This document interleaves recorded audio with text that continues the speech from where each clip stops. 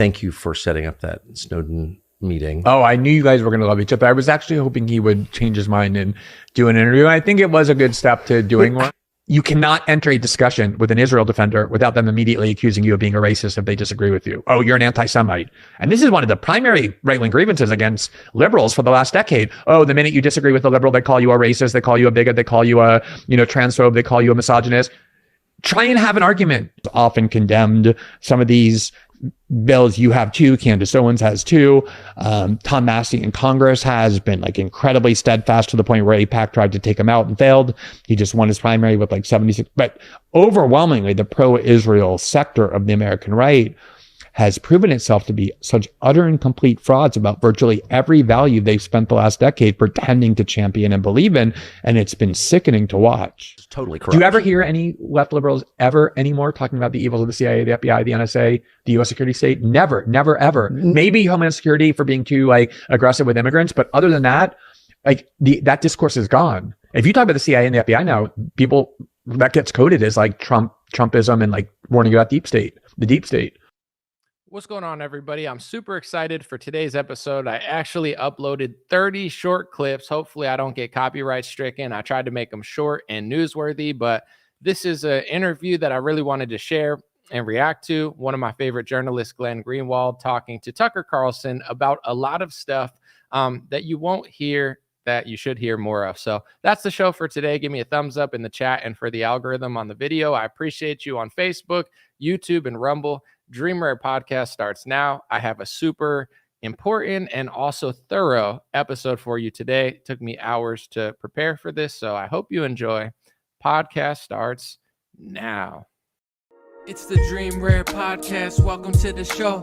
The way to get the news at the desk or on the road. Let's go. God is great and success in our control. The world is crazy, but we get better from obstacles. Yeah. What's going on, Bill, Frank, James? We got people on Facebook, YouTube. 30 clips. I'm coming prepared today, folks. I put in a lot of time and effort. So now that everything's good, I'm not going to read the comments until the end. I got to really focus. It's like a science experiment to not mess this up, but I did my research. I did my work. And today we're going to react to 30 different clips chopped up short of Tucker Carlson and Glenn Greenwald. The reason I couldn't pick less than this is I just thought the whole conversation was fantastic. I need to finish it after this episode, but I want you to check it out on Tucker's newscast if you want more. But here's my reaction to the clips and also my commentary on it. So let's start. This is the first one. It's pretty simple. It's right at the beginning of the episode. Tucker says that he agrees with most of what Glenn says on Twitter, which is where I kind of lean as well. It seems like this guy, he doesn't lie very often. He seems like one of the people that was liberal leaning, but didn't totally lose their mind over the last 6 or 7 years. And it's refreshing to see people that aren't just stupid and fake completely. So let's look. You arrive at the same conclusions I do 100% of the time, at least on Twitter. It's it's an instinct. It's like I said, I think you begin with a certain kind of inclination, view of who's running the country and how you feel about them and why you hate them. And then everything else just kind of follows from there. Yeah, and it may even be deeper than that. It's what's important to you? Loyalty, honesty, children. All right, they're just broing out a little bit. That's probably the least important clip. The next one that I wanted to share a few of is them talking about Edward Snowden. If you guys don't know, I've mentioned it a few times on my show, but the Glenn Greenwald was the journalist at The Guardian that released the Edward Snowden files. I believe they were working with WikiLeaks, and they'll talk about that a little bit now, how much media has changed, how mainstream media would never do what they used to do, which was considered journalism. Now it's considered fringe conspiracy theory stuff. But Glenn Greenwald played a very crucial role in disseminating the Edward Snowden files, which I'm sure has made him a lot of enemies in government. So let's get into a few of those clips. It's an interesting story that he's willing to share, which I listened to. Now you will too. It did feel to me like Snowden it was more important for the U.S. government to capture and kill Ed Snowden, an American citizen, than any foreign terrorist. It was the biggest leak of top secret documents from the U.S. security state by far. He planned it so meticulous. I mean, you're talking about the NSA, which is supposed to be our leading intelligence agency. He was in it, stealing all their stuff over months. So I know about Edward Snowden. I know that he leaked documents from America that really explain the surveillance state and how crazy and overreaching it's gotten.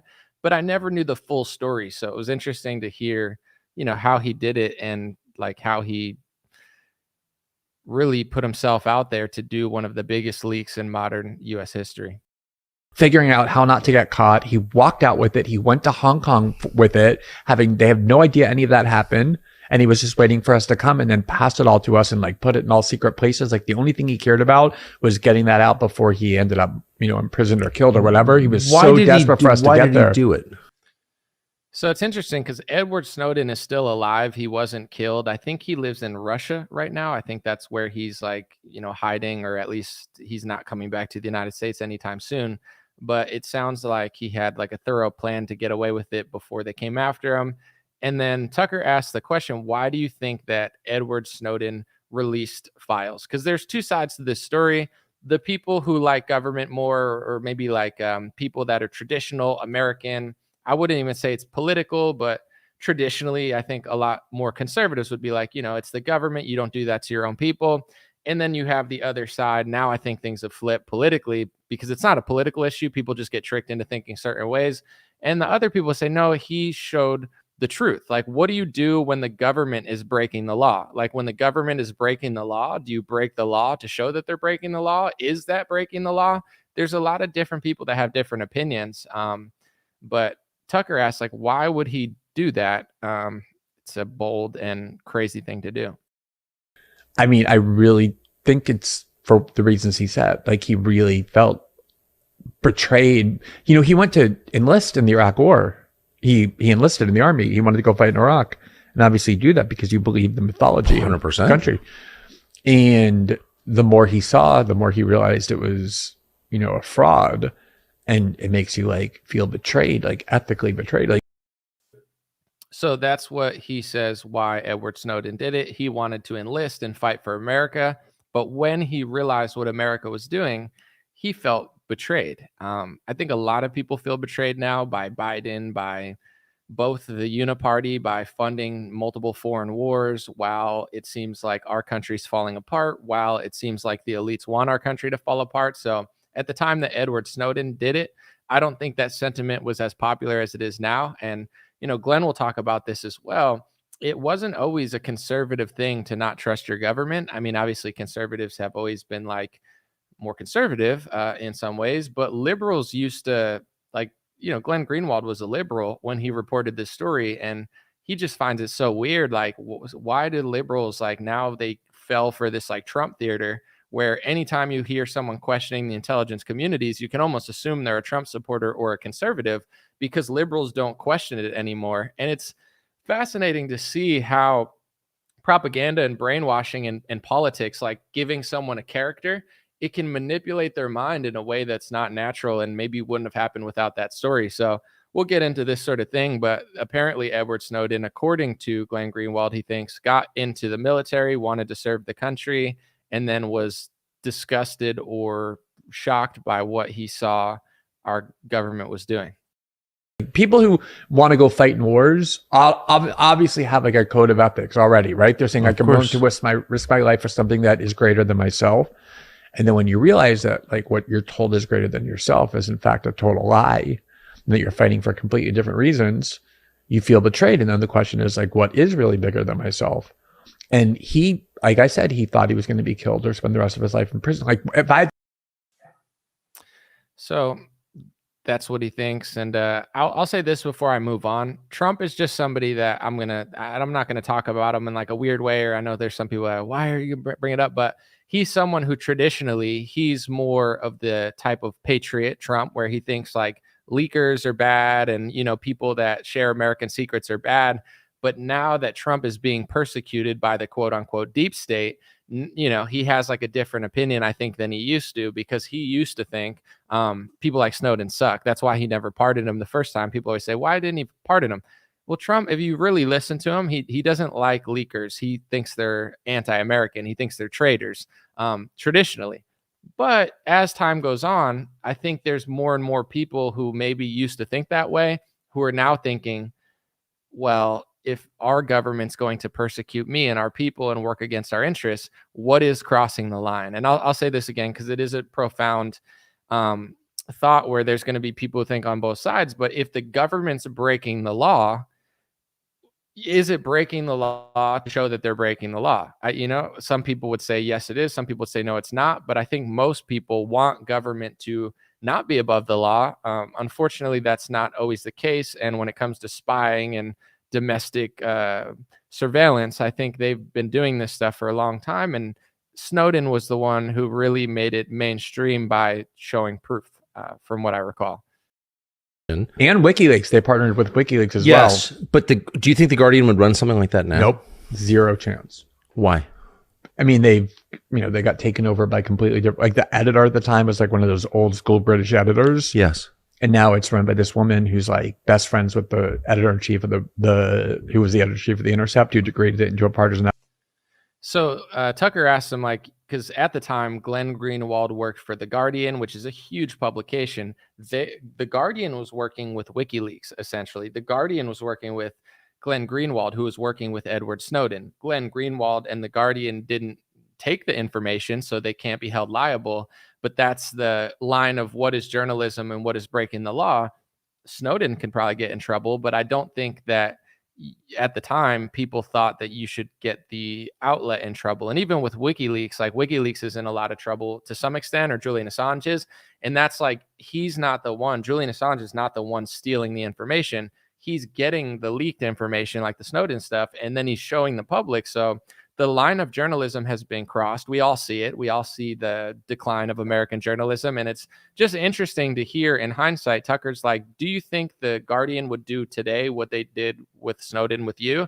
And Glenn Greenwald overwhelmingly says, no, there's no way that they do that. And he starts to talk about here how the deep state, which he was pretty much exposing, it wasn't always like a right-wing Trump thing. And this has to make you think, like, if you're conservative, if you like Trump, or if you're just Republican or whatever you are, I don't really care. Or you're just like an honest person, you know that this shouldn't be a political issue, but this just shows you the theater. And I've said it on both sides, especially the left, like that's the obvious one. Trump has made them lose their minds. And characters in politics can make people switch on a dime. They could put forward narratives to the point where things just used to be what they were. And now it's like, oh, that's the Trump thing. It's like, no, that's just the thing. Like Trump said it and his supporters think it, but you shouldn't just play opposite day because they think that. Now you think it's crazy. Like people are literally losing their minds over narratives and partisan politics. And Glenn really explains it super well, which is why I was inspired to even do this video. He's really good at this stuff. And they're both just like standard left liberal white women. And they're all into the. Hold on, maybe that's the wrong clip. Let me try this one. And WikiLeaks, they part. Okay, maybe not. Sorry about that. And they're both just like standard left liberal white women. And they're all into the whole, like everything, all that matters is Trump. They have no animosity toward the security state agencies any longer because they perceive them correctly as their political allies. Totally correct. Do you ever hear any left liberals ever anymore talking about the evils of the CIA, the FBI, the NSA, the U.S. security state? Never, never, ever. Maybe Homeland Security for being too like aggressive with immigrants, but other than that, like that discourse is gone. If you talk about the CIA and the FBI now, people that gets coded as like Trumpism and like warning about the deep state, and like they mock the idea that there's a deep state. That's like been fundamental to left-wing politics for as long as I can remember. So he's talking about that, and I guess the part that I didn't include is Tucker asked him about the women who allegedly run the Guardian now, and Glenn Greenwald says they see the security state as their allies, and they're right. And now left-wingers, they act like it's just some right-wing conspiracy theory if you think about this stuff, when it wasn't always that way. It was just not that way like 10 years ago. People forget how it used to be because it's like so normal now. It's like now Trump runs the show. Now it's about him and now they hate him. But like before him, people didn't act this way. Like people lost their minds over Trump. It's ridiculous, especially on the left. One thing that he points out that I like with Glenn is he points out the right-wing hypocrisy as well. And I like straight shooters. People even like Tucker. Like Tucker isn't like Lindsey Graham. Tucker is not just like a Trump bootlicker. He's somebody who more than most will call it like he sees it, which is what I like. So let's look at the next clip and we'll keep it moving. You know, I'll die for your right to say something that I hate. Right. Okay, so I love that, and I still do love it. That was on the left. That was the best thing about the left, that and their anti-war instincts, in my opinion. It's all gone. So it kind of migrated right, and conservatives start talking a lot about free speech, to my joy. So they were talking for like minutes. If you want to watch the full interview, you can, but they were talking about the ACLU and how the ACLU used to stand up for free speech and it used to be ethical. I think the ACLU has fallen pretty far and they're not good anymore, but they used to be probably like 20 years ago. With that being said, Tucker was reminiscing. He's like, you know, left-wingers used to actually care about free speech at a certain point. Those days are pretty much gone. And then he's like, they also used to be anti-war. And there's still a lot of people like Glenn Greenwald who understand this. I have friends that are still like left-leaning people like Jimmy Dore, Glenn Greenwald, who they're not totally brainwashed and they tell the truth about a lot. But then there's your like Democrat TV watching Trump hating people where they're just like so lost that they don't even know how far gone they are because they're just caught in this like Marvel story around the villain Donald Trump. And I just love hearing Glenn and Tucker talk about it. And they're like, that used to be what the left was for. And then they said it switched sides. But what a lot of people don't realize is it didn't just switch sides where like the right became free speech and the left abandoned free speech. It became the left abandoned free speech. They became psychotic hypocrites. And the right, they've been successfully faking it until recently a lot of people have figured out that the right has a gaping hole. You know, some would say the gaping hole is as big as Uranus, which we talked about in the last episode. You know, Elon Musk is trying to go there. So you got to make sure.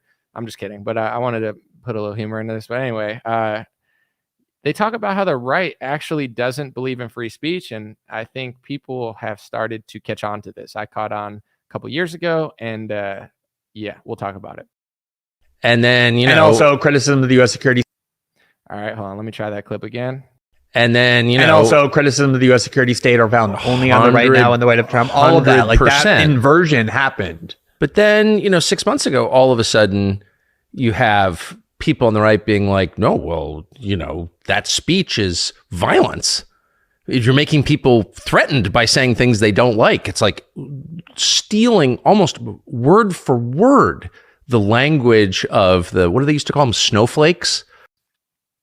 It's really satisfying to hear both of them talk and speak the truth because sometimes, you know, I've stopped watching a lot of political content because I like the truth. I like humor. I like people that tell it to like inspire me. Like when I listen to this conversation, this podcast, I'm like, yes, like this is inspirational. This makes me want to work today and do my video and really share the truth with people. But a lot of podcasters and conservative influencers, they're just going through the motions where they've become just as fake as the left. And ironically, or maybe this is an irony because that word is, you know, I'm always misusing it. But in general, you see these people and you're like, you're doing the same thing the left is doing. You're saying the same things when it comes to Israel and Jewish stuff. A lot of right wingers, they become exactly who they pretend not to be and use the same logic. And I knew that Glenn Greenwald talks about this, and I know that Tucker Carlson noticed it, but now that he's away from Fox News, he's really leaning into it. And he's like, how could you not notice this, regardless of your bias or what you believe in foreign policy? And Glenn Greenwald tells him, you know, you might have just noticed it recently, Tucker, but it's been happening for a long time. And he starts to detail how this has been happening. It's just in the last 2 years of the Israel-Palestine war ramping up. It's like there's a spotlight on it and people are noticing stuff more, but it's been there.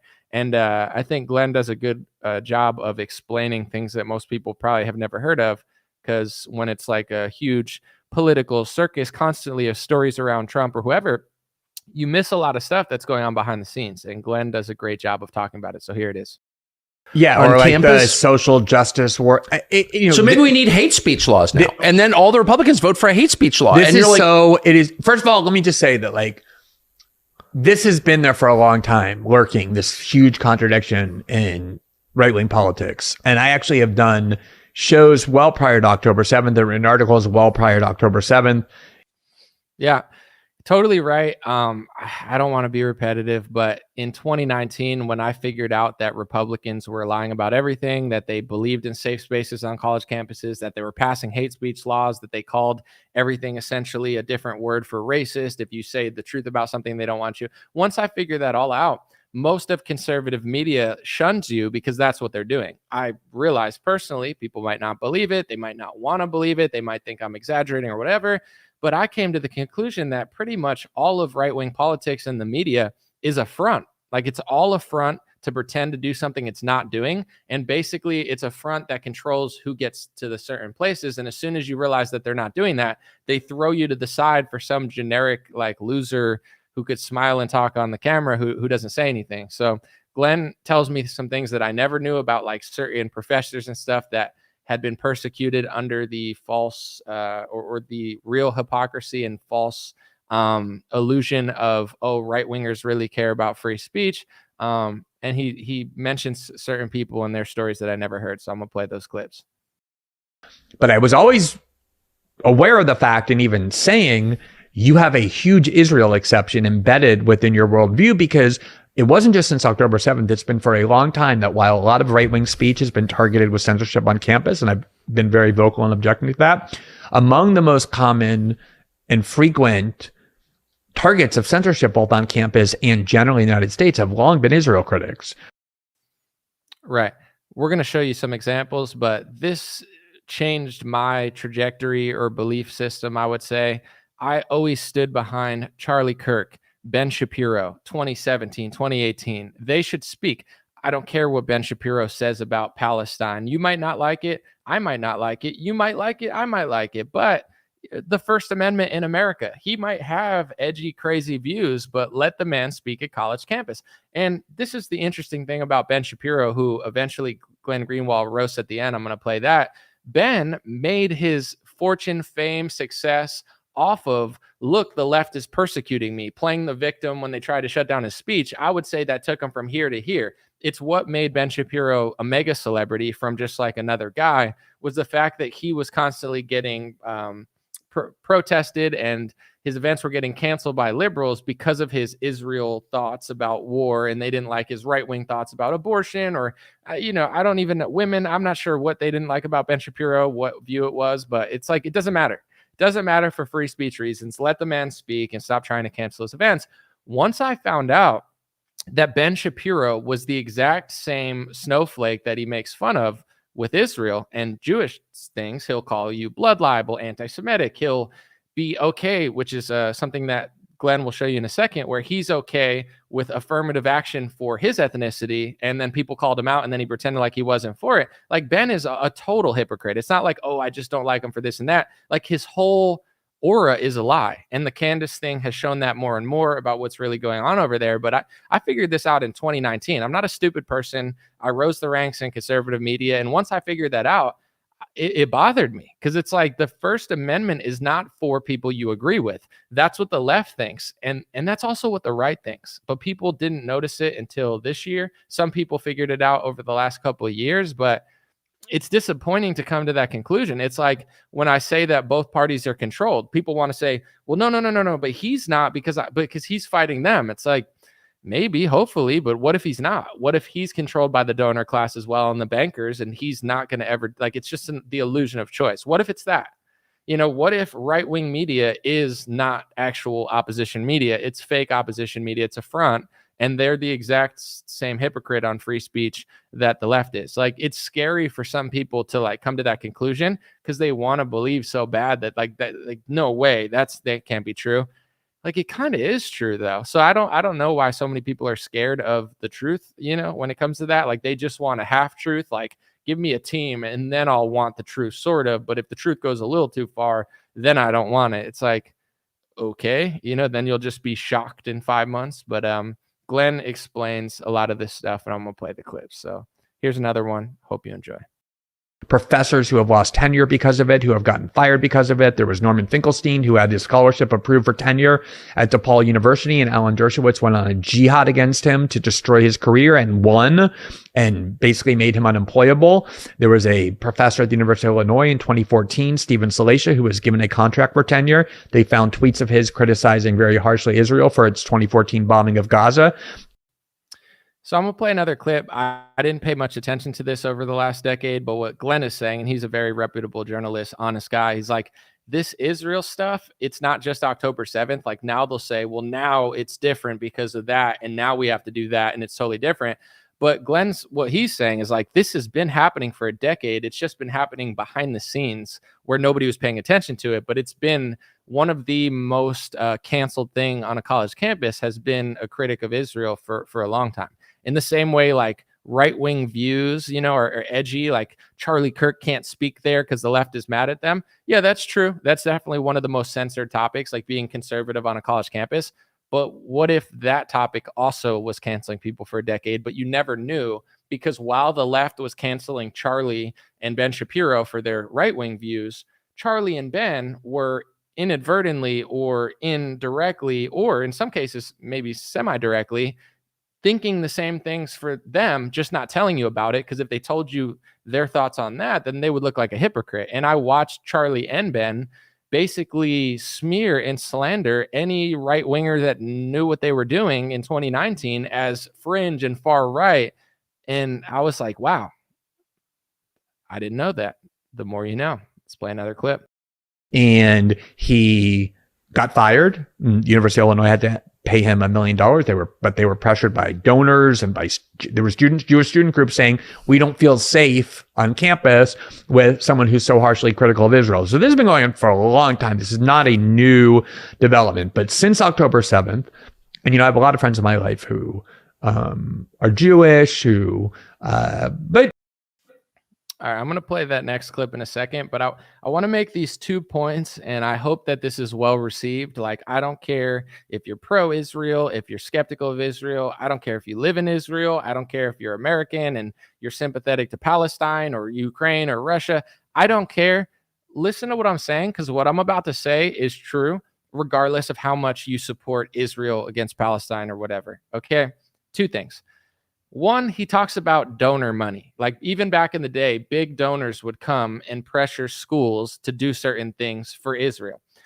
You could see that clearly this year with people like Bill Ackman. And I want to point this out because there's people like Bill Ackman, Michael Rappaport, who like didn't like Trump or whatever, or they weren't really conservative. And now all of a sudden they're like, yeah, I want Trump to win, or, you know, they're switching stances, and conservatives are saying, wow, this is awesome. You know, Trump is gaining popularity and the donors like him and this and that. But here's what I want to point out.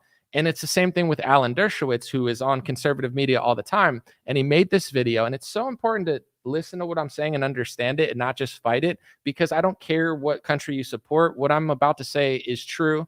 And you got to figure this stuff out. And the way you do that is by considering and not just like yelling what you already think. That's how you learn new things. So with Alan Dershowitz, he's a darling of conservative media. He's backed Trump in many ways. He's famous for being like Epstein's lawyer. He wrote a book about, you know, saying he didn't do anything or whatever. But in general, like he's pretty well known, Alan Dershowitz. He has decades of like huge court cases. Anyway, he put out this video on social media where he said, I've been a Democrat my whole life. And, you know, now because of this Hamas and Gaza situation in the left and whatever, I'm considering being a Republican for the first time. What does that tell you? It tells you that nothing in the last 20, 30 years made him be a Republican. Like a lot of us, it was like, okay, the border's wide open and the Democrats don't care. I want to be a Republican.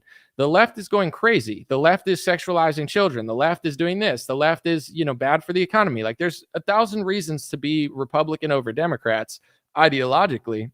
None of those seem to really tip the scales for Alan Dershowitz. It's the Israel topic and the fact that the left isn't pro-Israel enough for Alan Dershowitz. Understandable. He's Jewish. He's pro-Israel. That's a thing that matters the most to him. There's nothing wrong with that. I don't care. Why should I care what he thinks? Here's what I do care. There's anti-Semitism speech laws being passed through government, being passed in Florida, executive order by Donald Trump, DeSantis, Joe Biden, you name it, they're all passing these anti-Semitism laws. And the same IHRA definition of anti-Semitism that's been passed in 100 plus places in America has been passed in hundreds of places in the world. And in some places, the IHRA laws can put you in prison. Just not in America yet, but I guarantee they want to go there. Anyway, with all that being said, one of the IHRA laws says you can't accuse an American Jew of having dual loyalty to Israel. Okay, that's hate speech now. That's anti-Semitism to say that a Jewish person in America has loyalty to Israel. What about people that openly say none of this stuff made me want to be a Republican? Not the border, not the sexualization of children, not the left going too far, not them destroying the cities, not the crime, not the economy, not their COVID vaccine mandates. None of that made me want to flip, but Israel makes me want to flip. Does that mean you're loyal to Israel? I think so. But then also those same people that'll say that to you, they'll then say it's anti-Semitic to say that they're doing that. It's the same thing with these big college donors. They've been funding liberal organizations for decades, but Zionism is more important to them than liberalism. So the second that the liberals are not Zionist, they put them back in line, or they pull their money, or they donate to someone else. And then the same people doing that will accuse you of being anti-Semitic for saying that they're even doing it. I don't care what people do. I'm just not going to be told I'm hateful for speaking the truth. And nobody really cares anymore because they've overused that word. But that's what I want people to understand. It doesn't matter what country you support or which people you think are that or whatever. Just understand that the hate speech laws and the rules being passed in America by the donors that pay off people like Trump and DeSantis to do it. And then they tell you that they just independently came up with this idea when they didn't. And then they say that it's hate speech to say that there's donors doing it. And even right wingers think it's like anti-Semitism to say that it's happening, even though it's the truth. It's not about what people like or whatever. You just got to figure out what's going on. And that's one thing that I've noticed is people in America, a lot of the big donors, a lot of the big players in politics, they absolutely do have loyalty to Israel, either dual loyalty or in some cases more loyalty, but they don't want to just say, yeah, that's what I'm doing. Yeah, that's who I am. Who cares? I'd respect that. I don't care who people like. Just be honest about it. But if you're going to do all this stuff and then push for hate speech laws and call it a word in order, like when people identify accurately that you're doing it, that's a trend in so many things. And this is what I want to say. It's not just Zionism, because there's a lot of things, pharmaceuticals, military industrial complex, etc. But the reason the uniparty is the uniparty, some of it is organic, some of it's religious, but most of it is money. Like they pay both sides. They don't care. I know people think, oh, if Trump wins, they're going to be so shook. They don't care. Both sides have been bought already. It's like they don't really care who wins the next election because both sides, I mean, certain people do, individuals, and certain people hate Trump and certain people love Trump. But in general, the money has already purchased both parties. And that's why it's a uniparty. And that's why every now and then there's an actor who comes up like Obama or Trump or whatever you want to call him, a person, an American, a patriot, who is so different because of their skin color, because they're so rich, they don't need people's money, even though they're taking the money, or they really care about this or that. And then like after 4 years, the economy's in a worse place. There's pharmaceutical sales, like what? And then you want to like justify it. But the truth is, there's people paying off both sides. And I think in the schools, you have to understand, if you want to know what's going on, you shouldn't be hateful. You shouldn't be angry or jealous or any of those things. Leave all that at the door. But you want to know, like, why? Like, why is all this going on? And when you really get to the core of like why it's going on, it's because you got to figure out what the people that are running the show and funding stuff, like, what do they care about? If you're funding liberalism for 20 years, right? You're funding liberalism. You don't care what they're doing. You don't care that they're sexualizing kids. You don't care that they're pushing LGBTQ++ Justin Trudeau XYZ to the masses. You don't care that they're subverting every major city. You don't care that Portland's falling apart and Austin's falling apart and Los Angeles and San Francisco's falling apart. You don't care about the crime. You don't care about the border. You don't care about America. You don't care about patriotism or nationalism. You don't care about religion. Like, none of that matters to you, and you're funding this cause. And the second you stop funding the cause is when they cross the line of your foreign policy, or they, are not totally, completely pro a foreign country that you want them to be pro. Then that proves that that is what actually matters to you the most. So you can't then turn around and say that it's hateful when people notice that that's what you're doing. But that's what's going on. Glenn Greenwald, for the record, is gay and Jewish. That doesn't protect him from being called anti-Semitic, even though he's Jewish, because in my view, I'm not going to speak on his sexual life because it's not my place and it's weird. But in general, as a journalist, he's a good journalist. He's good at, and some people in the comments, I don't know, I'm not going to say, but I thought of this beforehand. It's like, We Will Rock You is a good song. Freddie Mercury, even if you don't agree with the sexual life, you're not going to be like, oh, Bohemian Rhapsody sucks. Like, it actually doesn't suck. It's a good song.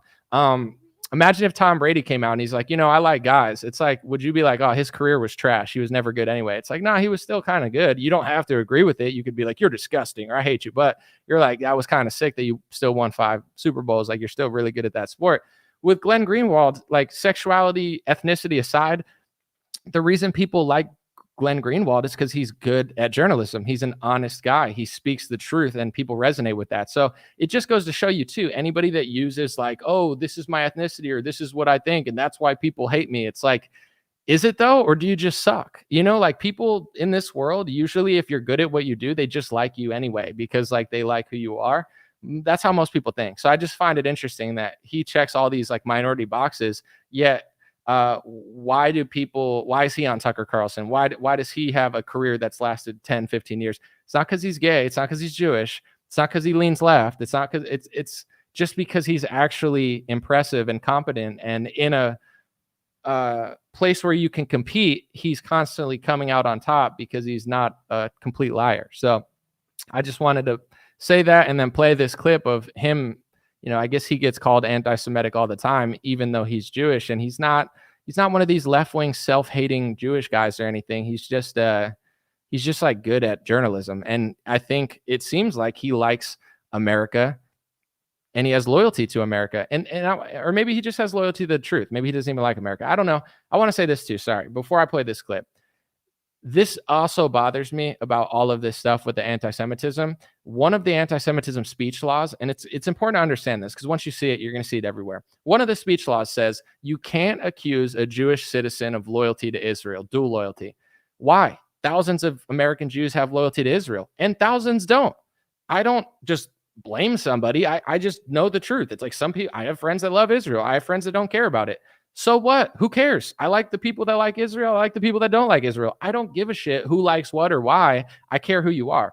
With that being said, they constantly, and this is like pro-Zionists, especially right-wing Zionists, but even left-wing Zionists, they say that you can't say Jewish people are loyalty to Israel. It's anti-Semitism. It's the worst trope ever. Okay, then I won't say it. Well, Glenn Greenwald doesn't have loyalty to Israel. That's why he's a good journalist, because he doesn't seem to have like a blinding bias towards it.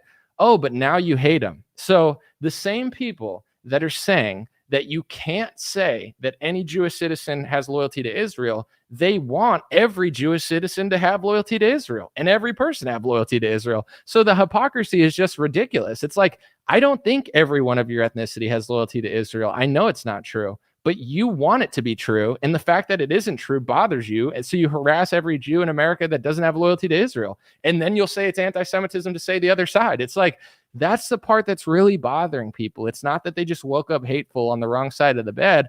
Some people do. I don't know. Some people suck. That's the truth. Like, some people are not great people. But with that being said, self-accountability, like the deception of calling people names all the time, is people are tired of it. They don't care about being called sexist or racist anymore. The tides are turning because you can't just like slander people with mean words when they're speaking the truth. Like, no one is going to buy it. It might work for like 10 years or 15 years, but it doesn't work long term. Anyway, that's a huge segue, but that's why it's my show. You can watch the whole Glenn Greenwald Tucker Carlson interview on X. I suggested it's an inspiring talk, but here's another part of the interview, and then we'll get back to it. We'll get to the Ben Shapiro part in a second. And, I have a lot of friends in my life who are Jewish, but were either skeptical of Israel or kind of apathetic to it, who got really radicalized after October 7th. So Israel has kind of been on the back burner for a long time. So those contradictions weren't very apparent. And now you listen to the pro-Israel right, and they sound, and not ironically or like, as parody or as some strategic maneuver, they sound exactly like the left liberals who they've been heaping scorn on for the last decade. Right. I agree with him that now a lot of right wingers are sounding like left wingers. I have more to say, but I do want to play this one clip real quick because I want to just get through this because I could talk for a long time. You cannot enter a discussion with an Israel defender without them immediately accusing you of being a racist if they disagree with you. Oh, you're an anti-Semite. And this is one of the primary right-wing grievances against liberals for the last decade. Oh, the minute you disagree with a liberal, they call you a racist, they call you a bigot, they call you a, transphobe, they call you a misogynist. Try and have an argument, even like a substantive civil argument, disagreement. Criticize Israel just a little bit and count down the number of seconds before you get accused of being motivated by bigotry and hatred.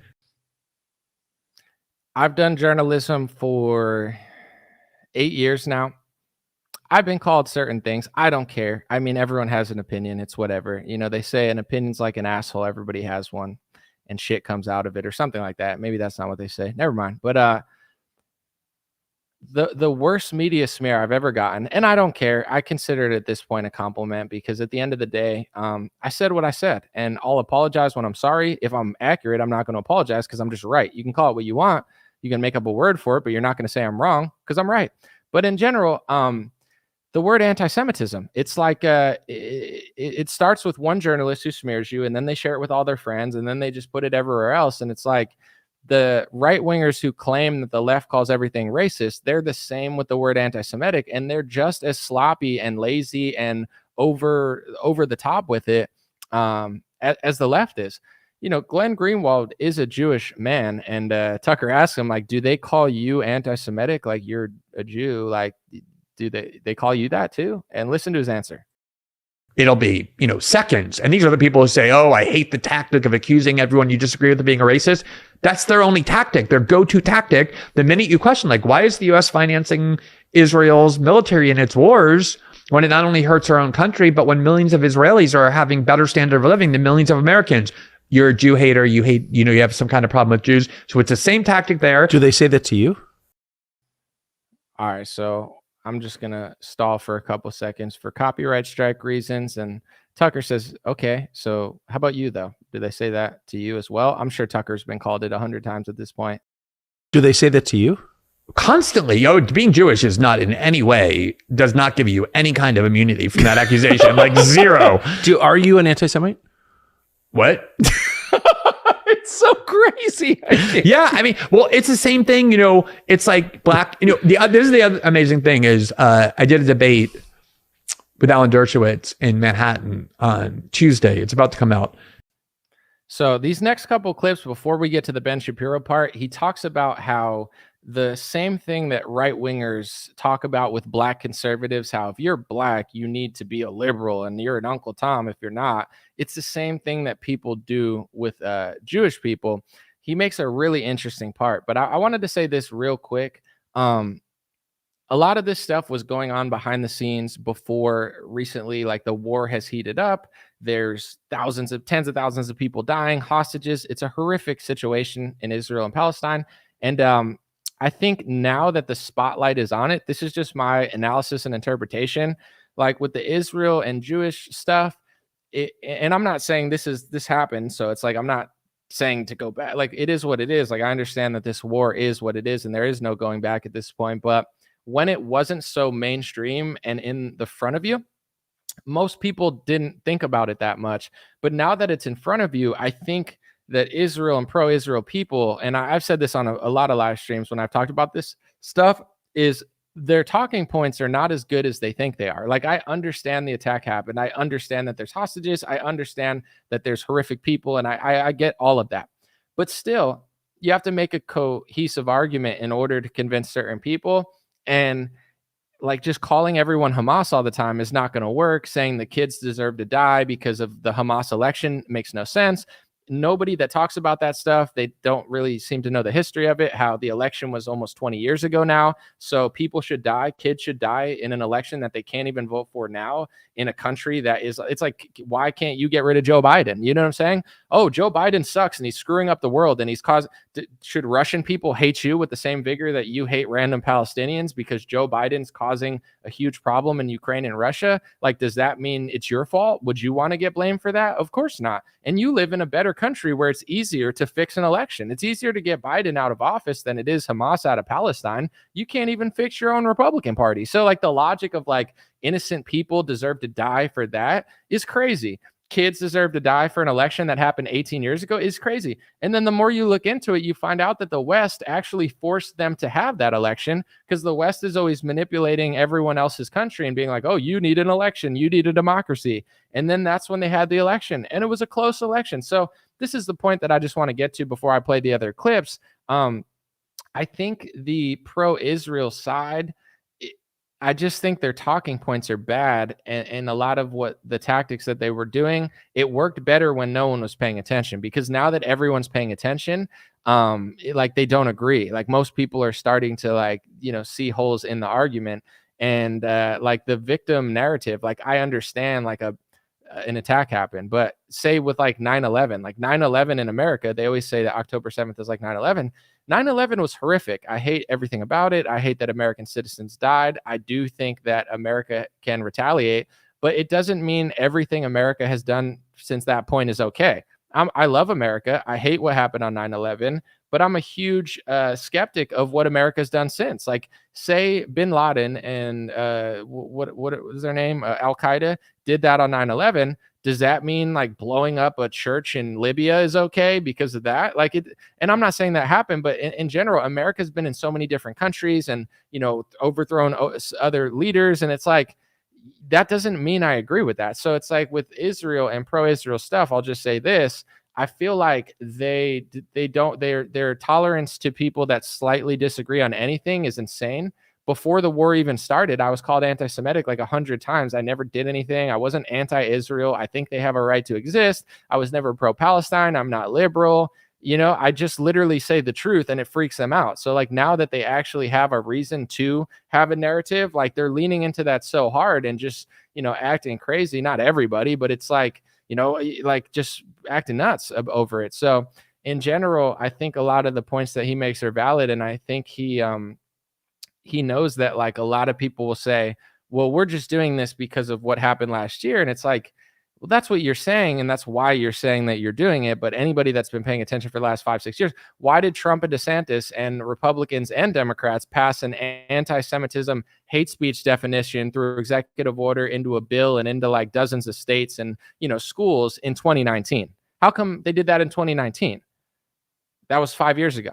Because that's just what they've been doing the whole time. It's just when a tragedy happens, now you have even more reason to do it even quicker. And now you could shame your opponents in a different way. But there's always been the word anti-Semitism to basically shame anybody. If you want to cut foreign aid to Israel, which is a $100 billion industry, you're an anti-Semite. If you notice something that's objectively true that the media doesn't want you to say, they'll say you're an anti-Semite.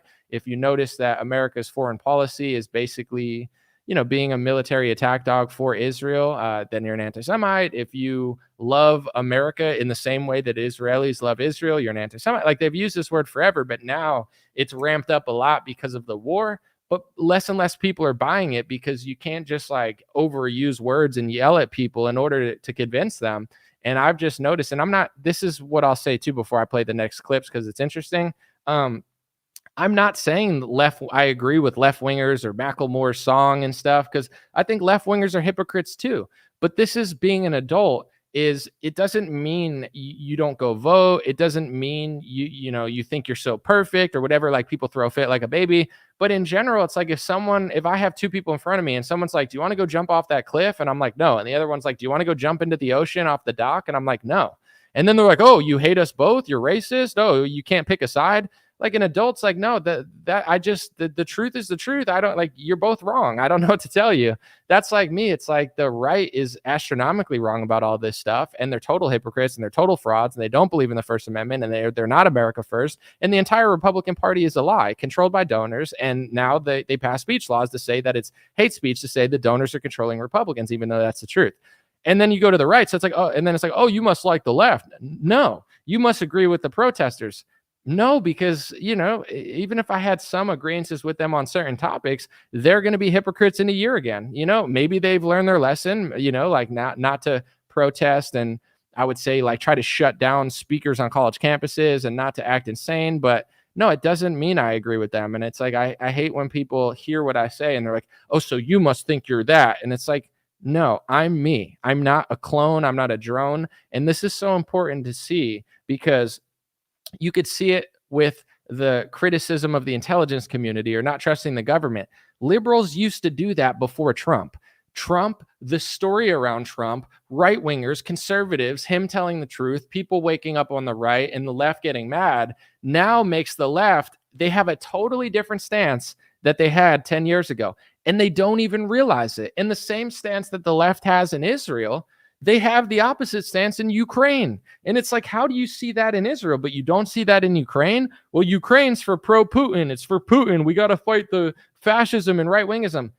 That's what you think. That's what you were told, but you're wrong. Like, you get it in Israel and Palestine, but you don't get it in Ukraine and Russia. And like 90% of these Democrats, they don't get it. And then you flip sides with right-wingers in Israel, and they're all like, we need to stop funding Ukraine. And it's like, what about the other country? No. And then they're like, both sides don't realize that they're caught in this left-right paradigm matrix. Some people have reasons to do it, but others are just being tricked, in my view. I lost where I was. I knocked the mouse, but I'll figure it out real quick because I got a few good clips to play. Let me try to get back on track, and it might take me a second. You cannot enter a discussion with. Not that one. Hold on one second. Sorry about this. It'll be, seconds. And these are the people who say, oh, I hate the tax. I think it's this one. All right. He talks about how people shame him because of his ethnicity for not being more pro-Israel. And I just think it's an interesting combo. Let's see if this is the right one. As I was leaving, I was accosted by, I would say, like 24 of them. And they were hurling insults and screaming and trying to be menacing. And their main argument was, how can you be a Jew and say these things about Israel? And I was trying to say, like, I don't think my being a Jew compels me to have a certain set of ideas about foreign policy or this foreign country. And the amazing thing about that is, so he gets into how the right sees it with black culture and black people that want to get away from the majority, but they have this like complete opposite stance with Glenn's ethnicity. There has been the sense all the time, like if a liberal sees a black conservative or a gay conservative, they'll immediately say, oh, you're an Uncle Tom. You have some, psychological problem that you're self-hating. How can you be a black conservative? How can you be a gay conservative? As though being part of these, demographic groups somehow compels you to embrace a certain political ideology. Like there's a relationship between your skin color and the political ideology that you have to embrace. That was always some argument on the right. Like, why, just because someone's black, are they automatically enslaved to the Democratic Party? And yet, I mean, he makes an interesting point. This is what almost every Republican media company talking head will say. Why does someone have to vote for the left because of who they are, their skin color, if they see more truth in the right? And he says, how did the same people saying that not realize what they're saying to me? So many people on the right now say, oh, if you're a Jew, you have to have unquestioning support for Israel. But like, what if I don't? What if I think the government of Israel is actually wrong? But it's that tactic, like you hate Jews, or if you are Jewish, you're self-hating. And then the hate speech, I've been hearing from liberals for the last decade, oh, yeah, we want free speech, but some things are over the line in our hate speech, and they endanger minority groups because words are violence and words can incite violence. Right. I'm going to play the last clip in a second, but the same thing has happened over the last couple months. It's literally the same. Like when I had Ben Shapiro's back in 2018 I don't even know at this point. I'm not going to say it's staged because I don't know that it is, and it probably wasn't, but I'm just saying, like, I'm even questioning how real it was. Like, yeah, liberals are crazy and they do stuff like that, but that rose Ben to fame. So I'm just curious. I'm not saying it was because I'm sure it was real, but it's like, that got me to like throw my support behind Ben Shapiro. And I'm like, let the man speak. And they'll be like, well, he said these things about Palestinians. Oh, well, let him speak anyway. But he made a really messed up comment about war. Oh, well, let him speak anyway. Yeah, but his words are violence because he said those violent things. That's not what the First Amendment says. The same things these pro-Israel people will say on the college campuses. They're like, well, they're doing this. And it's like, okay, how? Well, because they said these things. The words from river to the sea mean this. It's like, I'm not saying you have to agree, but I don't know. That same logic will shut down a Trump rally because he said something about Mexicans one time, and it's been perceived as racist that could hurt somebody. Like, it's the same logic. But not all, but a lot of the people on the right, they don't get it. And that's the problem, I would say, with humanity is so many people are just fake. Like, oh, I'm a liberal. Okay, you're fake. Oh, I'm a Republican. I'm different than the left. Look, I'm drinking liberal tears. You're fake too. You're just a fake person. You're a fake guy with a fake song. Like it's all just like a mirage. Okay, cool. Wow, you're the other side from the other side. What are you for? If people were just more honest, I think this country could fix itself. But anyway, let me play the last clip. And this has been the thing that the right has been scoffing out, like, oh, these little left-wing snowflakes on campuses want the administrators to intervene and protect them from ideas that make them uncomfortable. There's nothing that we've heard other than that from the last 7 months from right pro-Israel conservatives, other than, oh, these poor little Jewish students at Harvard and Yale and Princeton who grew up extremely wealthy and go to the most elite colleges are now somehow endangered, even though there's no. So, I mean, he just kind of gets into that stuff. Let me play the last couple clips. This is about him talking about Ben Shapiro. And this is a story I wasn't aware of. I already know Ben Shapiro's a hypocrite. I already know he's a liar. I already know he's a fraud. I already know he has double standards. I already know that he means nothing that he says. I already know that, Candace Owens speaking the truth to power when it comes to I would say playing the victim or racial stuff, like everything she did for Black and women that they loved. As soon as she did the same thing for Jewish, now they have a problem. I already know who they were 4 or 5 years ago before they parted ways with Candace Owens. But he brings up this interesting story about how a billionaire funded group, I think their name is Palantir, funded by Peter Thiel, who's like a big right-wing donor. Apparently they created jobs for only Jewish students. Which is totally against everything, DEI, not equity, whatever it's called. I would say content of character and merit-based employing. But Ben Shapiro was for it. Why would he be for something that's against all his values? Because he doesn't actually believe anything that he tells you. It's all skewed towards his bias, and he's a liar. So this is just another story on top of anybody ever paying attention about Ben, of what a con artist he is. Ben Shapiro, a good friend of yours, and a longtime political ally. Obviously, one of the main kind of unifying views of conservatives is that we shouldn't have job set aside for certain groups. We shouldn't have, shouldn't judge people based on the color of their skin or their ethnic group when hiring. Or their religion, or it should be a meritocracy, or can you do the job best? Exactly.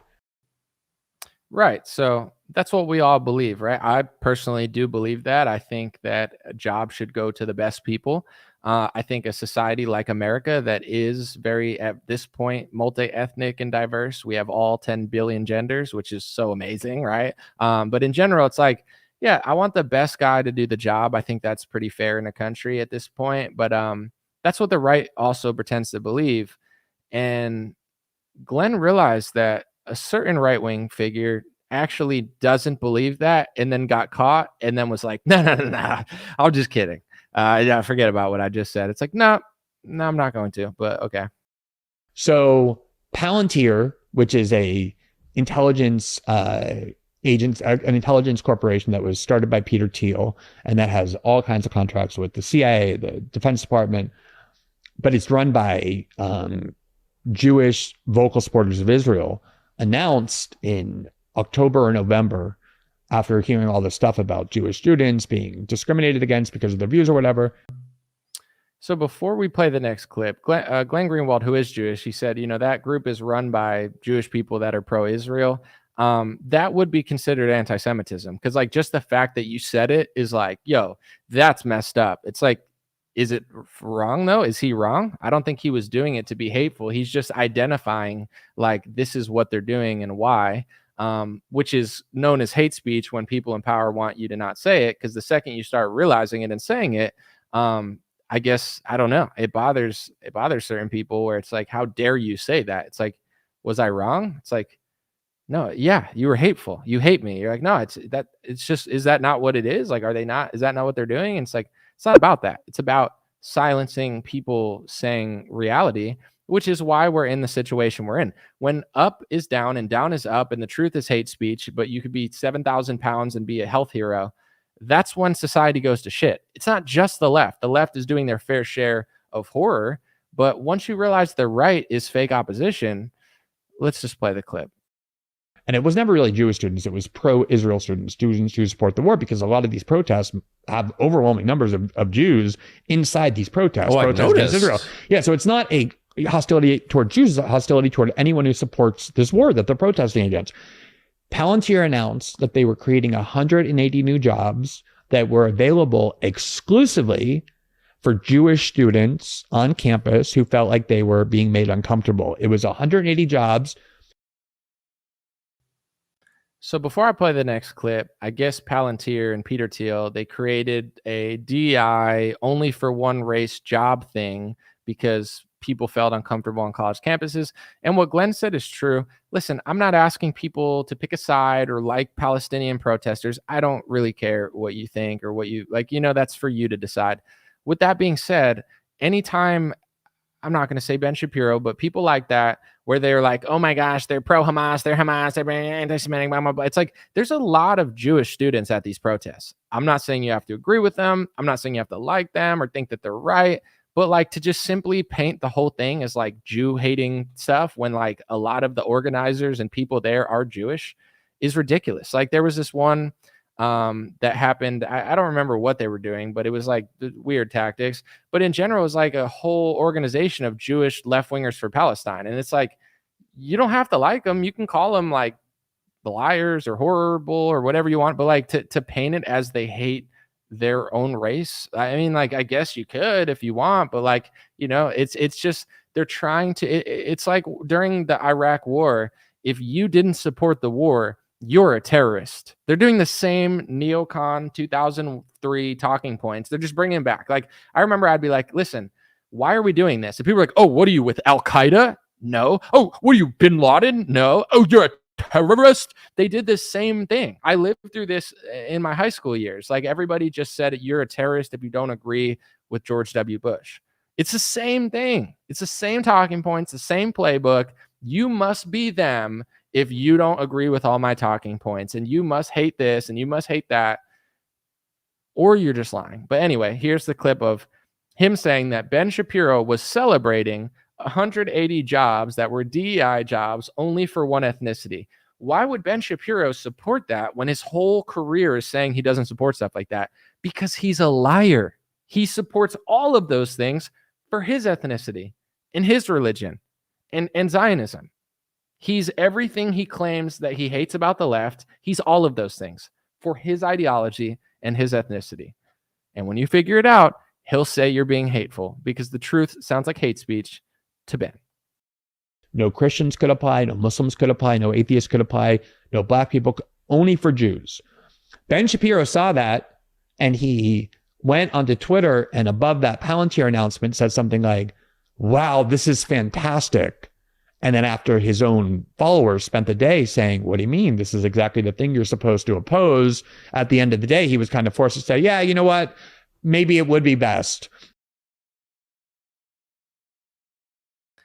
Ben Shapiro. I like DEI. I like, jobs that are not merit-based, that are specifically race-based. What? You've made your whole career saying the opposite.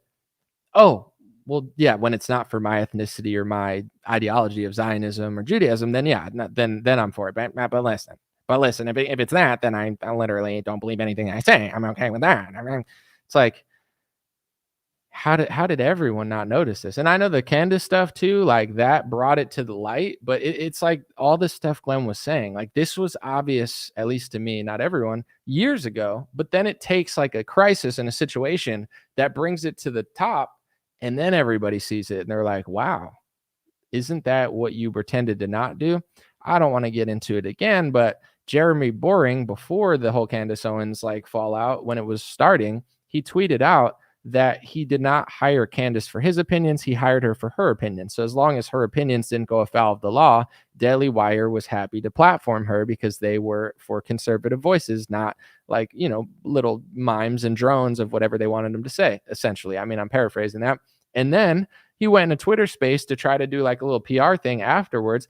And then he's like, we pay people to say things. And like, if they say things that we don't like, then, I'm not going to pay people to say that. And it's like, you don't have to, but you've been parading around and displaying yourself as that. You even like specifically said the opposite of what you're saying now 3 months ago. So the problem isn't that you pay people. Yeah, we get that. You're a publisher. You don't have to hire liberals if you don't want. You don't have to hire people that are critics of Israel, but let your people know that that's what it's about. If you say this and then 3 months later, you're like, oh yeah, no, that what I just said, yeah, that's not what it is. You're just kind of like a liar, and that's like with Ben, You don't have to believe in free speech. You don't have to believe in, against DEI. You could come out there. There's even right wingers that say that with other stuff where I don't agree with that. But it's like, if that's what you are, where you're like, I don't like this, or this when the left does it, and I'm not for this when it's black or Hispanic or gay or whatever. But if it's Jewish, I am for it. If it's for Zionism, I am for it. Just say that. It's understandable. You have a racial and, religious bias, and a lot of people do. That's how the world works. So if you came out and said that, I'd be like, no, that makes sense. I mean, I don't have to agree with it from a constitutional standpoint, but at least you're not lying to me. At least your whole persona isn't made up. With Ben, it's all fake. It's like everything he says, it's for other groups. And then identity politics, he's the number one identity politics with his religion and his race. He's all identity politics. Everything's anti-Semitism. Everything's blood libel. Everything's hate speech. He wants special things. He wants special rules, special laws, special this, special that. And then once you figure out that he likes it, that's when he's like, no. I'm going to play the first clip again because it shows how he's celebrating DEI until people point it out. It's the same thing with the hate speech laws. He said nothing about it for 5 years. I know he knows about it. Ben knows this stuff more than most people know this stuff. He's not dumb. He's been in news for 15 years. A lot of people he knows. Okay. But as soon as you notice, that's when it switches. And this is why in politics or media, it's so important to not be a follower and use the brain and the soul that God gave you. Because even if you like somebody, even if you like Trump or Ben or whoever, if someone does something and you notice and then they kind of revert, that shows you that you actually matter. You're not just a drone. You're a citizen. You're a listener. And it's like, a lot of these people, they'll never do the thing that's right when no one notices. As soon as you notice when they're publicly just being a hypocrite and you're like, that doesn't make sense to everything you've ever told me. If they're willing to shift their opinion, that shows you that you matter. And that's why, you should listen to people. And you could like Trump or like the Daily Wire, sure. But don't ever become a follower, because that's how you turn into a liberal. That's how you turn into somebody that actually believed all these things and now they just hate Trump. If you base all your opinions off of who you like and who you don't like, you're eventually going to get led astray. Let's listen to the clip again. Then I got a couple more. No Christians could apply, no Muslims could apply, no atheists could apply, no black people, only for Jews. Ben Shapiro saw that and he went onto Twitter and above that Palantir announcement said something like, wow, this is fantastic. And then after his own followers spent the day saying, what do you mean? This is exactly the thing you're supposed to oppose. At the end of the day, he was kind of forced to say, yeah, you know what? Maybe it would be best. So he responded directly to a Palantir post saying, hey, we're hiring 180 people only of this ethnicity, probably with the same ideology that believe in Zionism. They're probably not going to hire a left-wing Jewish chick that's pro-Palestine or something. But I don't know what the exact thing was, but he responds to that and says, yes, DEI, yes. Not literally that, but and then everyone's like, wait, you're a hypocrite. And he's like, oh yeah, maybe it would be best to not be a hypocrite now. It's because everyone noticed. Anyway.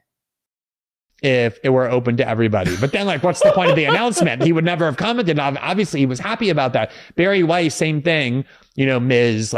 Anti-woke.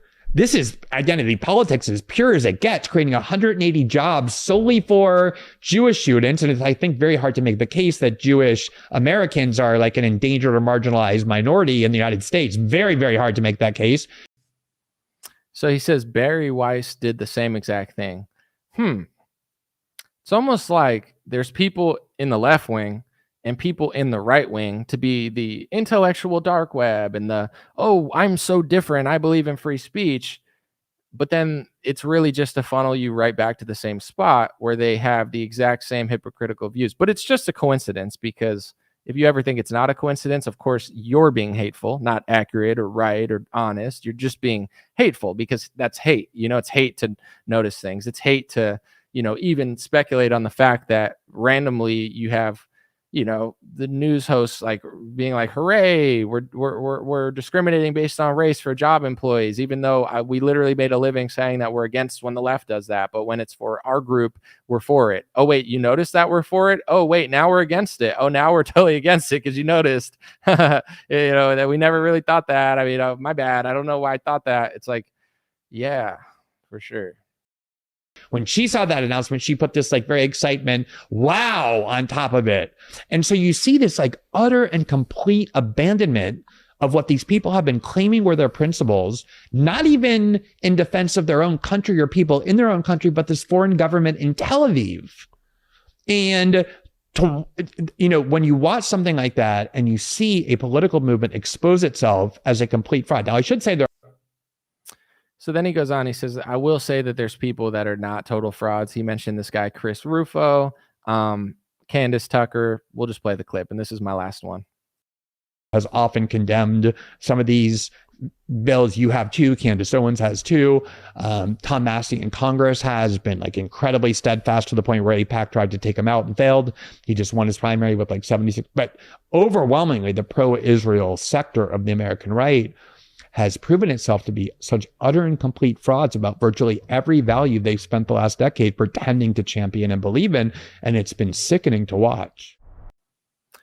So I'm going to listen to the rest of that later today. I just wanted to go through all of those things. So for those who just joined, if you want to backtrack, at first he talked about Edward Snowden. If you don't know, that's Glenn Greenwald. He was the journalist who worked with The Guardian and WikiLeaks to basically publish those documents and those stolen, NSA files or whatever you would call them. So that was really one of his claims to fame. I mean, he was already big enough to be at The Guardian at that point, but the Snowden thing is something that put him on the map. Since then, I would say Glenn has been a consistent and an honest voice. I would say him and Jimmy Dore are the standout left-leaning people that are honest and seem like they actually believe what they say. So they've garnered a huge audience. And, I think Glenn has deals with Rumble and he's very successful. But like Tucker said on Twitter, I very rarely disagree with Glenn because he's constantly just talking about the truth, like whether it's a liberal or conservative, like he lies a lot less than anybody else I see on Twitter. I very rarely see stuff that he says that I disagree with. And, it's not just because we have the same bias. He's just honest. He's actually a journalist. He actually isn't like a pom-pom, holding idiot. And a lot of people don't understand. And I want to make this point really clear and then just, summarize it and move on. Left-wing media has fallen apart. We all see it. They wouldn't even publish what they did when he used to work at The Guardian, stuff like that. We see how bad the left is. Everybody identifies it. A lot of them have lost their mind, and very few of them still do journalism. Most Democrat media at this point, not all, but most, is essentially partisan, just like, show trial, like just ridiculous, anti-Trump, anti-conservative in a way that doesn't even really make sense and doesn't seem that honest at all. So then everybody just assumes, well, I'm going to follow, I don't want to mention people's names, but I'm going to follow this guy because he hates the left. I'm going to follow this guy because he calls out the left and he talks about the left and he criticizes the left and he knows the left is fake. Most of those guys are also fake. And I know it's hard for people to believe, but they're what Rachel Maddow is on the right. So they'll give you a lot of truth, but at the end of the day, they're like idiots. And Glenn Greenwald is not an idiot. Tucker Carlson, not an idiot. Candace Owens, not an idiot. There's other people too, and there's things that people do that I don't necessarily agree with, but there's a difference between a news analyst or a journalist that's attempting to be honest and then people that they're not attempting to be honest. But of course, left-wingers and right-wingers who are not attempting to be honest, they're not going to tell you that. They're not going to say, I'm not honest. I'm not going to tell you this when it's Trump, but I'll tell you it when it's Biden. I'll give you one quick example. Like, this is like how dumb this one page, I got to unfollow it. It's just so stupid. But this guy, the typical liberal on Instagram, he's like a Trump, like coattail rider. But anyway, everyone was posting the Chuck Schumer like grilling thing because it's hilarious. Chuck Schumer's like grilling and he's putting cheese on a raw burger. Like, it's hilarious. I posted it. I talked about it. It's funny. It's cringe. It looks staged. Anyway, he posts it, and he can't just, this is like some of these people on the right, can't just post it and make fun of it. He posts it and he goes, look, Trump, look at Trump grilling versus him grilling. Look at how great of a griller Trump is. And listen, I like Trump. I think he's cooler than, what's his name? I think Trump is way cooler than Chuck Schumer, right? I like Trump more than Chuck Schumer. But Trump is rich, and he's been rich for a while. He's not grilling. He lives in like a golden, room in a huge tower. Like he's not like a dad grilling grill. Like even with his grill, yeah, it's better than, the stupid staged grilling, but it's also like a stage thing too, where he just goes to a thing and then flips a few patties. Like, it's one of those things where that's what most people are. They're not trying to like give you something. They're trying to frame it all the time as like left versus right, Trump versus this. And then when you get someone that doesn't do that, where they're like, I'm just going to objectively look at what's going on and just try to be as honest about it as I possibly can, you got to try to do it in order to do it. And most people are not even trying. But when you have a left winger that won't tell you the truth, they're never going to tell you that they're not telling you the truth. And when you have a right winger who's an activist, who's a fan, who's a sports ball man, and just like wants to get along and be a politician, they're not going to tell you those things. Because say they made a post and they said, I'm not going to tell you the truth. I want to be a politician. I'm a cheerleader for this party, and I'll never do accurate reporting if it's against my guys. You'd be like, oh, I'm not going to follow this page. They're like, but that's, no one just tells you that stuff. So I just have to say, as a compliment to Glenn, he's one of the few people in this industry that seems like he's even attempting to be honest about like politics, which is why he's one of the best, which is why he stood the test of time, and why, his Tucker interview is going to get millions of views. So I love the part about Snowden, him talking about the left and the right, and how the left now thinks that only right wingers criticize the government and intelligence communities because they've been tricked into, whatever they've been tricked into, all of that stuff. And the Ben part, I just thought it was a very inspiring interview.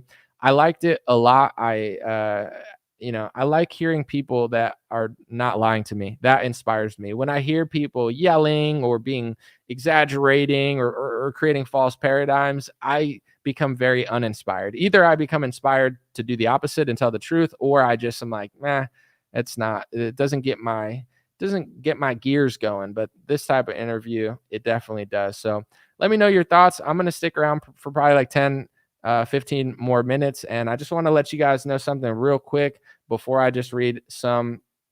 Okay, Betty's all caps boomering out on Facebook. God bless you. But she's sending like 5 paragraphs. But anyway, let me just do this real quick.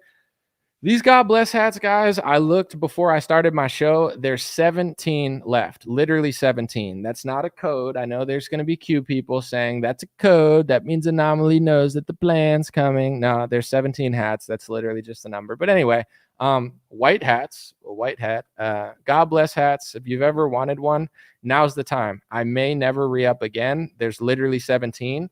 And if you guys want a hat or a beanie or some of the shirts, a lot of the stuff is low stock as well. It's let me get this piece of fuzz off. Hold on. Where's the fuzz? You can't be having a fuzz on an ad. All right, look, I took the fuzz off. Look, no fuzz, but the fuzzes will stick to the hat. I'm not going to lie. It happens to everybody. It happens to the best of us and the worst of us. But dreamrare.com, and I have a 20% off code for a week. The code is summer, all caps, SUMMER, summer for the dummies who don't know how to spell summer. But jokes aside, 20% off. Check out dreamrare.com. Yesterday and today have been awesome, and things are slowly starting to sell out. So if you've ever wanted one of those hats and you haven't gotten one, now's the time, because I may never get another one again, and I may transition, not to a new gender, but to new products. Anyway, dreamrare.com. Someone said Anomaly's Q. Well, if you really want me to do it, Patriots, I'll put on my white hat, because I know people like when I do this. I'll put on my white hat. Think about it. 17 white hats available. Dreamrare.com. Flip words, flip. Wheel of Fortune, Pat Sajak, Vanna White. White people are under attack. White people, Vanna White, Pat Sajak, flip the Dream Rare. Get back to that. Rare Dream. Ooh, I had a rare dream one time. What was it about? It was about a clock. What is clock with the L out of it? It says another word. I'm not going to say it. It's a bad word. Oh, bad word? What does bad word remind me of? A band called Bad Medicine? Bad Medicine. Whoa, what else is Bad Medicine?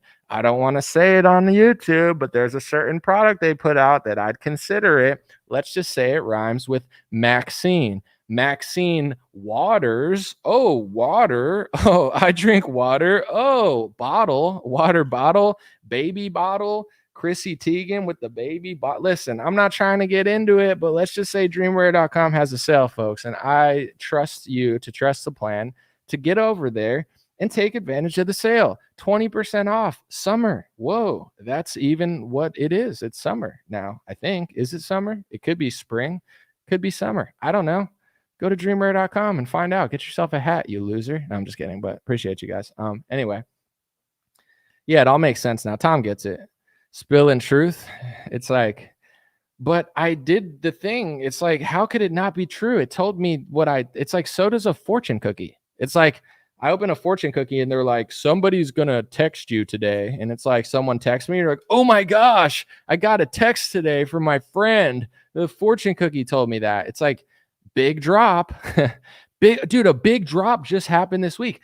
Guys, things happen every day, all the time. 24-hour media, social media. Like, wow, a big thing happened this week. Whoa, look, Trump got out of his court case last week. Whoa, look, Biden's going to start a war with Iran. Or it's like every week there's always, oh, dude, are you disagreeing that something big happened? Did you not see that the boat is near Cuba, the Russian boat? It's like, yeah, every day, all the time, big stories are constantly dropping. But yeah, someone told you that a big thing was coming. It's like, wow, dude, totally. Anyway, someone said happy Juneteenth. Is it Juneteenth? Juneteenth is my favorite holiday because I'm trying to get a job at Disney. And in order to do that, I have to let them know.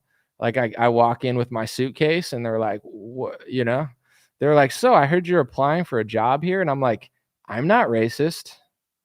I'm not a racist. I'm definitely not racist. I love Juneteenth. That's my favorite holiday, I think, unless it's offensive to like it, then of course I hate it. What it represents is it good? Is it bad? I'm not sure. Anyway, I heard you wanted an activist. I heard, and then you just got to hit them with the, Trump's out here really dictating a lot, Did you see that? Like see all the charges? Yeah, good, right? They're like, are you sure you're a liberal? You seem like you're acting. I was like, acting? What are you talking about? I'm yeah, what's up with all those, those fascists? Anyway, how much you guys pay again? 6 figures, right? In this economy, it's pretty good. Let's see. Someone said Wakanda. Yeah, I've been there, done that. I went to Wakanda. The funny story, actually. I went to Wakanda. I thought I read it wrong. I thought it was a Wanda Sykes comedy show, but it wasn't. I thought, I'm a big Wanda Sykes fan. But anyway, I went to Wakanda, and then I was like, whoa! It was like Harry Potter. You go through, 3 quarters, you end up in a different place, and I was in Wakanda. And then I was like hanging out there trying to get a job with, the big leaguers. And then they were like, what are you doing here? It's not for your kind, boy. And then I was like, oh, for sure. And then I left. And, that just proves how not racist I am. So maybe, consider my resume. Just kidding. But I saw this. I want to talk about this real quick. It has nothing to do with this. But I was listening to this podcast of Michael Bisping and Anthony Smith. I like it. It's called Believe You Me, but it's like an MMA podcast. Anyway, like Anthony Smith is half black, like he's half black, half white, I think, or something. Maybe half black, half white, whatever. He's talking about how Mike Perry, who's a white guy, said the N-word, and he said, if I had an N-word pass, I don't know if I have an N-word pass because I'm half black, but he's like, I would give it to Mike Perry. And Bisping got so scared. Like he's white, but he's like it's funny because Bisping used to be such a badass when he fought, but now he's like such a corporate good boy or whatever. But he's like, whoa. Like he started freaking out. And like Anthony Smith was like, yo, calm down.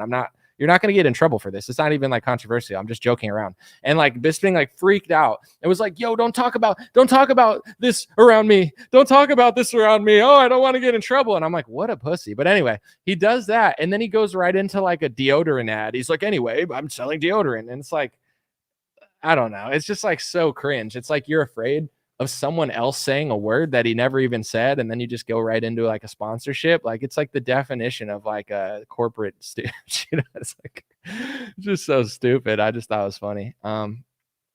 Anyway, Let's see. Someone said Wakanda. Dude, I've been there, done that. You never been to Wakanda? Loser, racist, loser.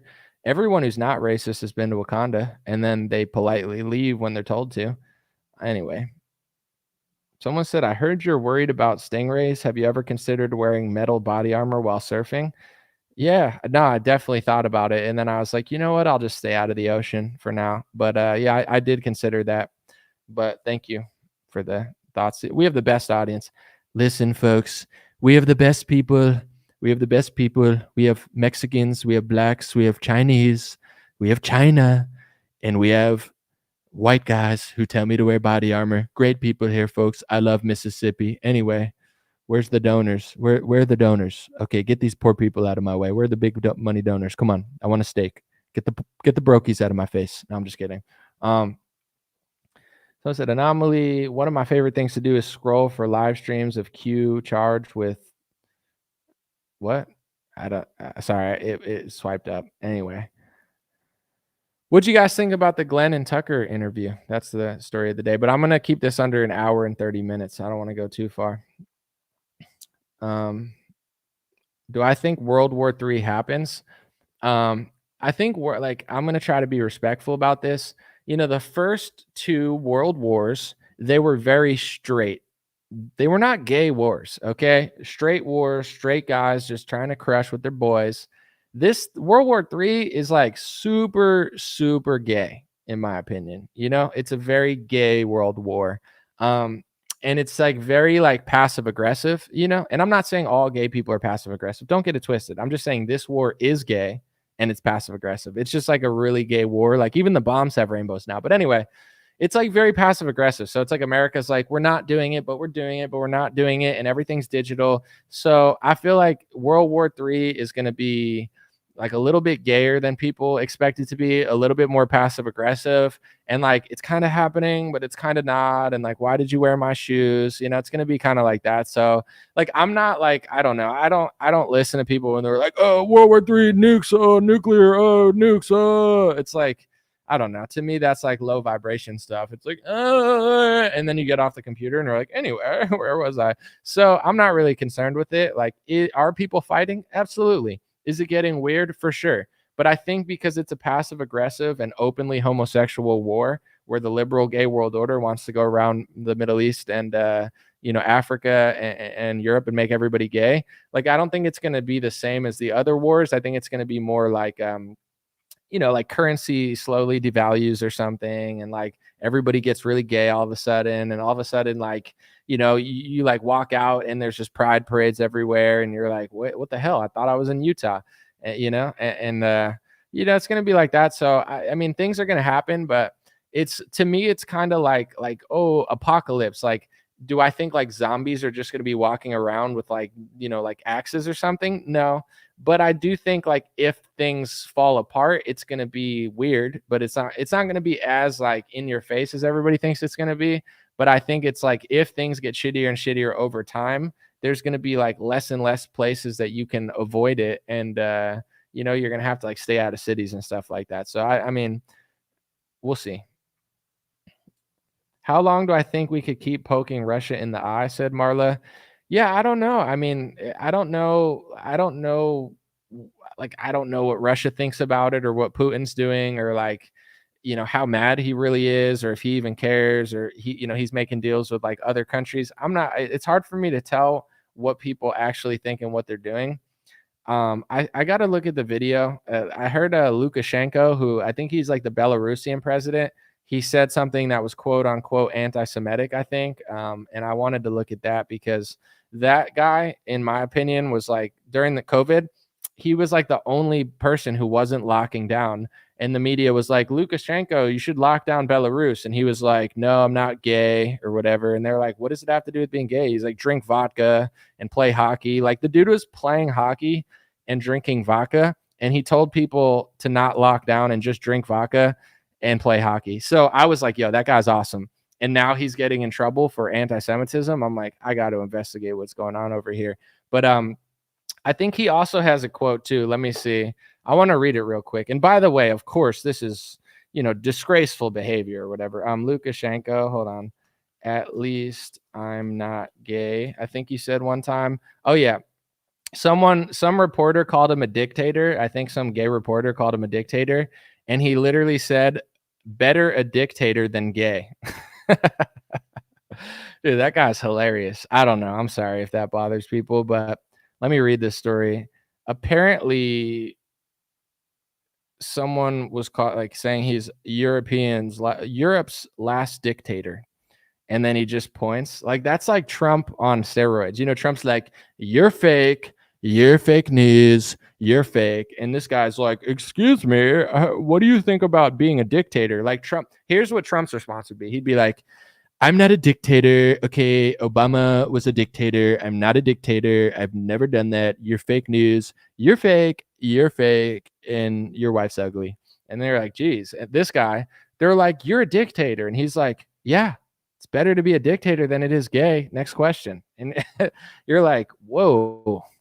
Anyway, just leaning into it that hard is pretty wild. So I've always seen his stuff and I, thought it was funny. I don't live there. I don't know if, people be like, well, what about, I don't know. I've never been to Belarus. Is it good there? Maybe. Is it not? I don't know. But comedically, it's pretty funny. Anyway, I want to see, should I look at what he said now or should I do another video about it? Let's see. Lukashenko, anti-Semitism. Lukashenko accused of anti-Semitism following controversial remarks. Let's look at this. During a recent meeting on corruption, Belarusian President Alexander Lukashenko said, there's a list of 30 suspects here. Forgive me, I'm not anti-Semitic, but more than half of the accused are Jewish. He literally said in the response, he said, I'm not trying to be anti-Semitic or I'm not being anti-Semitic. And then they still called him that.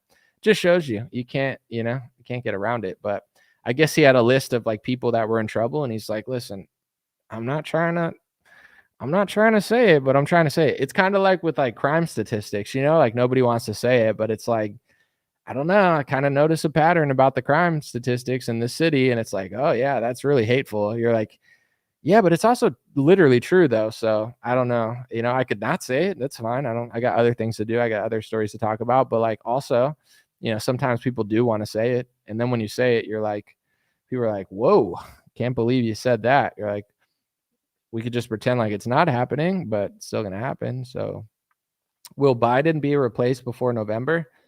What's up, Duke? It's hard for me to think that he's going to last. He's old. He's old and, I'm not impressed by him, but what I will say, I'm going to give him credit that no one else is going to give him because he's too old. He shouldn't win. I don't want him to win. He shouldn't even be running. For his age, he's doing pretty well, in my view. Trump's doing way better. Trump is crushing it for his age. I wonder, what is Trump going to be like in 3 or 4 years? Is he going to be crushing it or is he going to be slower? But Biden, he's really slow and he's not crushing it. But imagine if you were that old and they made you do these things all the time. Trump is really crushing for 78 or 79, but Biden, he's not as youthful as Trump, but he messes up a lot, but not as much as I would mess up if I was 80. And that's not saying he shouldn't be the president. I'm not asking people to be impressed by him, but don't you get it? At Biden's age, I'm shocked he doesn't fall more. I'm surprised that he even does anything. I don't know how he's there. I don't get how there's no way he's gonna last 4 more years. They have to have some strategy to get him out of there. At a certain point. Or just maybe they'll just do make him speak from the house. He doesn't really do anything anyway. So maybe they'll just sit him down and be like, all right, just sit in this room for 4 years and Anthony Blinken will do it. It's Biden's like, come on, Jack. And they're like, all right, Biden, just sit in this house in Delaware. Okay. Every couple weeks do a Zoom call. And this is Anthony Blinken. He's going to run your foreign policy. Okay. And you just do this. I don't know. Yeah, it's pretty crazy. Will he last? Your guess is as good as mine. I think they'll keep Biden until the election, but if I don't think he's going to win. I think Trump's going to win, but I'm never right about this stuff, so I don't know. I think Trump's going to win, but if Biden wins, there's no way they let this guy go 4 more years. I don't even want to think about like Biden winning for 4 more years. It's annoying. Trump winning is also kind of weird too. I don't know. It's gonna get weird. Like when Trump wins, like when Biden wins, the media and the establishment, they try to like prop up America in a way where they're like, look, it's doing so good. And you're like, it's really not though. With Trump, it's they throw everything at him, they're like, ah. So it's like both of them are annoying. Like I'd rather Trump win than Biden for obvious reasons, but there's like a different level of annoying when Trump wins, because when Biden wins, they're like, isn't this the best country you've ever lived in? And you're like, no. They're like, isn't it just great? And you're like, not really, no. But then when Trump gets in, they're just like, isn't it? Oh, we need to yell all the time and freak out every day. And it's like, ugh, that's something I think that's working against Trump with like the youth. I don't even think a lot of younger people like Trump, but a lot of them, they're tired of like that, like I know people that like, I talked to a few people that were in their 20s, like, and I was like, what do you guys think of this? And like, they weren't really political. But they were like, they remember those years and it's just like exhausting to them. They're like, I don't want to do that again. I don't know that they'll vote for Biden, but it's like, being like 18 to 22 during Trump years and then COVID, you just like have a bad memory and you're like, nah. But then they don't like Biden either. So I don't know what's going to happen. We'll see. Aren't the Dems just going to cheat again, Anomaly? I mean, I think they're already doing things like as far as like citizenship and stuff that's a little sneaky, but here's what I'll say, and this is unpopular, but I really don't care. Something came out yesterday where like Tim Scott said that he agrees with Mike Pence or whatever, and people were freaking out. First off, Tim Scott sucks. I don't like Tim Scott, but nice guy, politician, whatever. Secondly, most people in Republican politics, like even people that like Trump, most of them don't think what they're telling you. Like they're telling you what you want to hear, but they don't actually believe it. Like I'll be the only one to tell you, I wanted Trump to win. I thought he had a path, but once the path kind of failed, I never thought Mike Pence could or should overturn the results by sending the electorates back. It's ridiculous. It wouldn't have worked. They probably would have arrested him. They would have revoked it. You can't do it that way. Like there's other ways to try to do it. I wish they could have found a way, but it's like a Hail Mary. It's like, we didn't win any of our court cases. Let's pretend like it's all this guy's fault. And if he does something, then we'll be happy. There's nothing he can do. So I hate to be the person who says that. Like, I don't think it was 100% fair, but I don't think Mike Pence should have overturned the election. I don't think he could have. I don't think it would have worked. I think it was a desperate Hail Mary that everyone's trying to pretend. So then it comes to how Democrats cheated, right? How did Democrats cheat?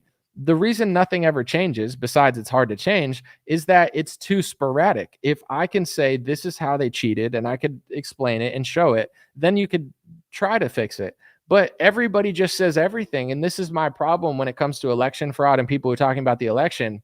The base of Trump supporters, they will believe whoever says the most. If you can say they cheated more and more and more, you'll be more popular. If you can lead the charge and be like, you know what, they did even more than that. You don't even have to prove it to people. They'll just believe it. So then it becomes a situation where, it's like you tell someone the truth, but someone else is telling them more and they don't want to hear what you're saying because it seems boring.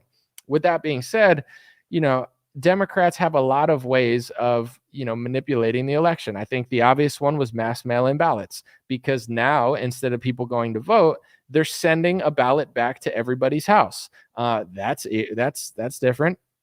Another thing that nobody's talking about was lockdowns. People aren't traveling. People don't have anything to do. So not only are they not allowed to go anywhere, but the ballots are sent to their house. That's how they got tens of millions of votes. And it was technically legal in some ways because they had changed the rules. I'm not saying it's fair. I'm not even saying it's right. But here's what I want to say is, like, Republicans, they like playing the victim because they make more money off of doing that. They'll raise hundreds of millions of dollars for election fraud and nobody will even know where the money goes. So it's like, sometimes I feel like Republicans like to point out the problem, but they're not really trying to fix it. So I don't believe personally that Republicans are this huge victim of 2020.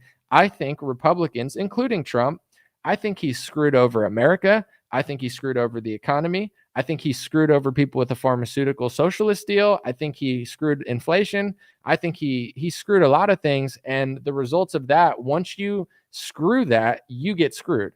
So I'm not saying it's necessarily right, but it's like, if you don't uphold the Constitution, if you don't uphold capitalism, if you don't uphold these core values, once you let it slip, it's gone. And once it's gone, they'll do other things. Like, for example, this is the easiest one because I know the most about it.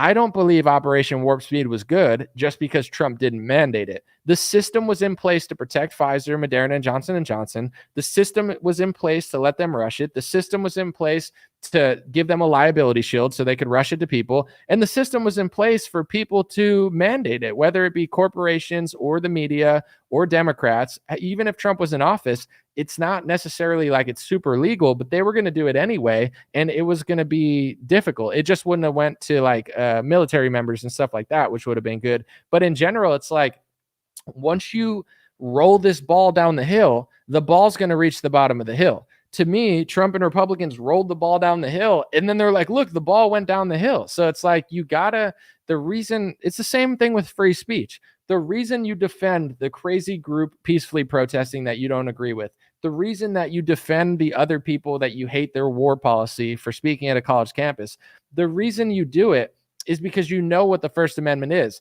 If Noam Chomsky used to say this to a great extent, he was Jewish, but they would say, well, look at these people questioning this and that. And he said, I don't agree with it. I'm Jewish. But however, I understand that you can't just agree with the speech you agree with. If you only agree with speech you agree with, you don't believe in free speech. He used to say Stalin agreed with free speech that he agreed with. That's not free speech. You know what I'm saying? Every dictator likes speech they agree with. And he would illustrate that perfectly. It's the same thing with all this stuff. If you don't defend the basic principles of capitalism, open countries, freedom, then you lose everything. So it's like Trump and Republicans did 15 days to slow the spread. Trump and Republicans extended it. Trump shamed Republicans who opened up like Georgia. Trump shamed countries like Sweden who never locked down. And the ball's rolling down the hill. Now they're going to do this with the ballots. Of course they can. Well, I don't want them to do this with the ballot. But you had your, pharmaceutical guy, Alex Azar, declared an emergency. Once you declare an emergency for a virus, now the laws are easier to skirt around. So Thomas Massie had it right the whole time. So this is what I'll say. Everybody, I'm just not trying to be mean. I don't like 95% of Republican media. They're all grifters. They're all frauds. They're all liars. They're all just raking in money to do nothing. So if you want to fix the election, you have to be honest about what actually happened. No one's being honest with you because the money's in lying to you. The money's in telling you that more happened than it did. The money's in telling you that Mike Pence should have done something that he never could do because their party already messed up and wanted a Hail Mary at 4th and 90 yards to go with 1 second left. And they had no other options because they failed all their other options. So I don't like Mike Pence. I don't like Tim Scott. But the truth is, like, will Democrats cheat again? Well, Elon Musk is doing a good job of exposing how Democrats are cheating. They're, giving millions of people a path to citizenship that they think will vote for them because they probably will. And they're doing it quickly and dispersing people and letting them go all over the country. Like, he's pointing that out. That's a way. Is it illegal? Technically not, but it's not going to help the Republicans most likely. Another thing is the mass mail-in ballots still staying. It's a hard thing to reverse now because it was normalized. And this is what I want to say as well. It doesn't make it right. It doesn't mean you shouldn't complain about it. But once you normalize tyranny, once you normalize a lockdown, once you normalize mask wearing, you're going to get got by your own policy. And that's what happened to Trump and Republicans. I don't consider them the victims of the problem that they helped start.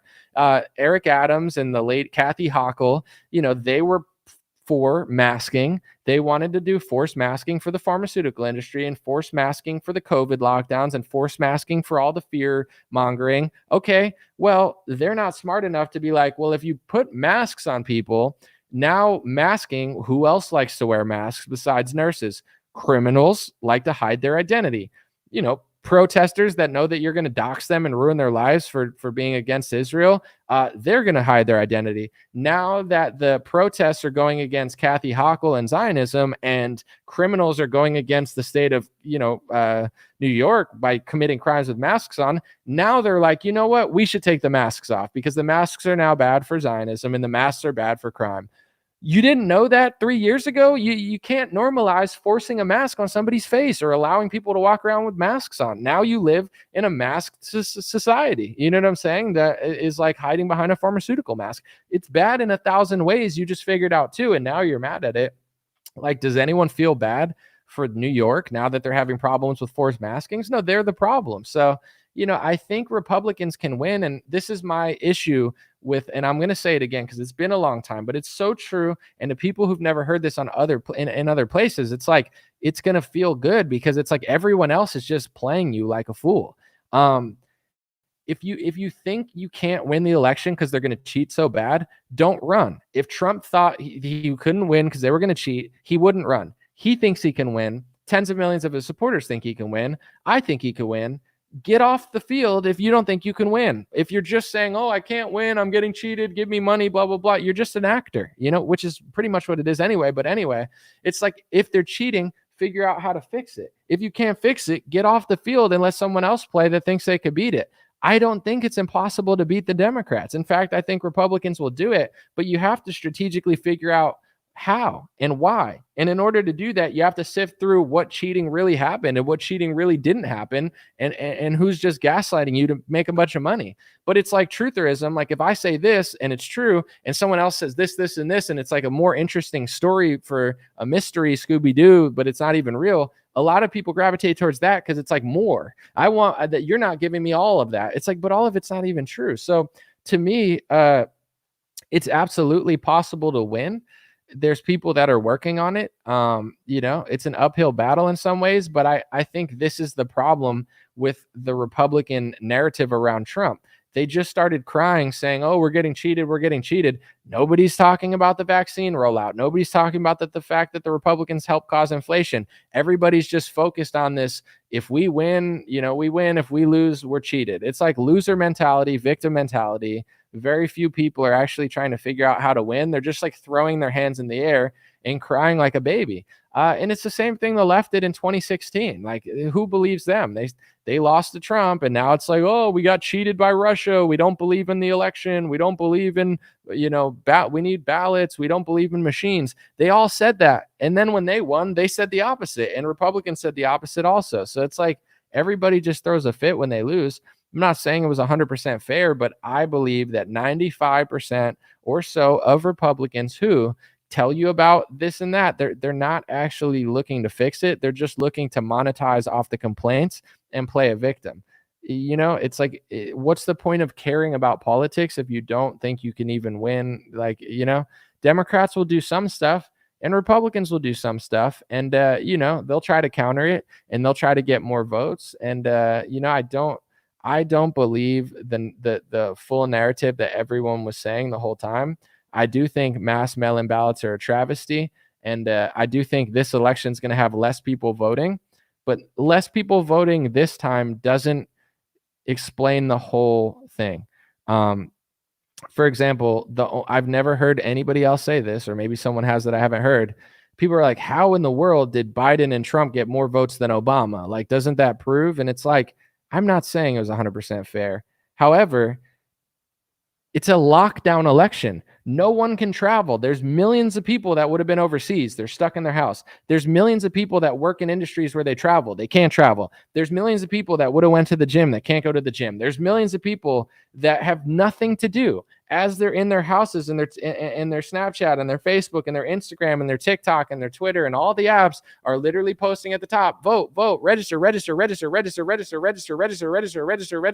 then if you register to vote, they send a ballot to your house, and then you can't go anywhere. Of course, there's going to be tens of millions of more votes. It doesn't mean that that's fair and how it should have went down, but who will tell you that? You're not going to hear that on Fox News or these people yelling. They're, Biden, there's no way he could have got those votes. Yeah, they absolutely could have cheated, and I think they did to some extent, but part of their strategy was, manipulating the emergency to do things that they've never done. Like, in my view, you're dumb if you don't think a lockdown election where everyone's getting ballots, where no one can go anywhere, how would it not make more votes? Like, of course it's going to be the most voted election of all time. And it has nothing to do with the popularity of either side. It has to do with the fact there's never been an election during a lockdown where they were scaring the shit out of 300 million people and nobody could go anywhere. And then all the social media liberal apps are telling people to register. And then they're sending a ballot to your door. And then they're extending the emergency clause. So it's like, do I think they cheated with some ballots? I think so. But do I think it's as many as some people think it is?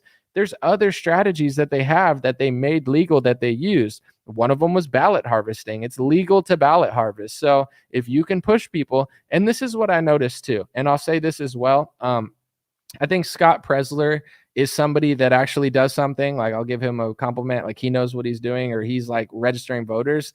I'm not a politician. I'm not a Republican employee. I'm a news analyst and a journalist. My job is not to, tell people to vote necessarily. Like, I'm doing my job. However, I'm a registered Republican. I don't vote Democrat. I've told people that. But anyway, like, what do most, like, people will say like, oh, Trump is so much more popular than Biden, which is true. Biden's not popular. But Democrats, not all of them are trying to be famous. Like, there's hundreds of Democrat activists in your neighborhood, in your area, in Texas, in California, in Florida. And what they do is they're not posting on social media with 100,000 people like David Harris with a t-shirt being like, look, people are looking at me like on an airplane. Look, they're staring at me. Like, they're working to get votes. You know what I'm saying? Like, that's what Democrats do.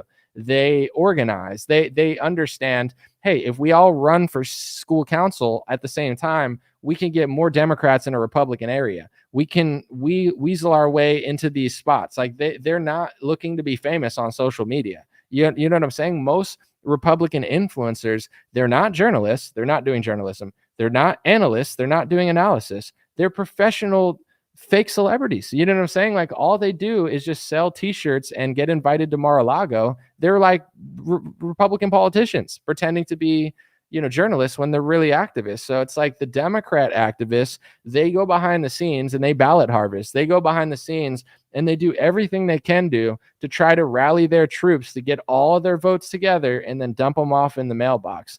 Republicans, they don't do that. They just cry and yell and say, we got cheated, give me money, buy my like, that's all they do. I'm not saying you can't sell t-shirts. I'm just saying, like, the Republicans love playing the victim on this topic. They don't actually like fixing the problem and being honest about it. Like, the truth is, the lockdown affected the election. The mass mail-in ballots affected the election. The fact that nobody could go anywhere affected the election. And that brought tens of millions of more votes.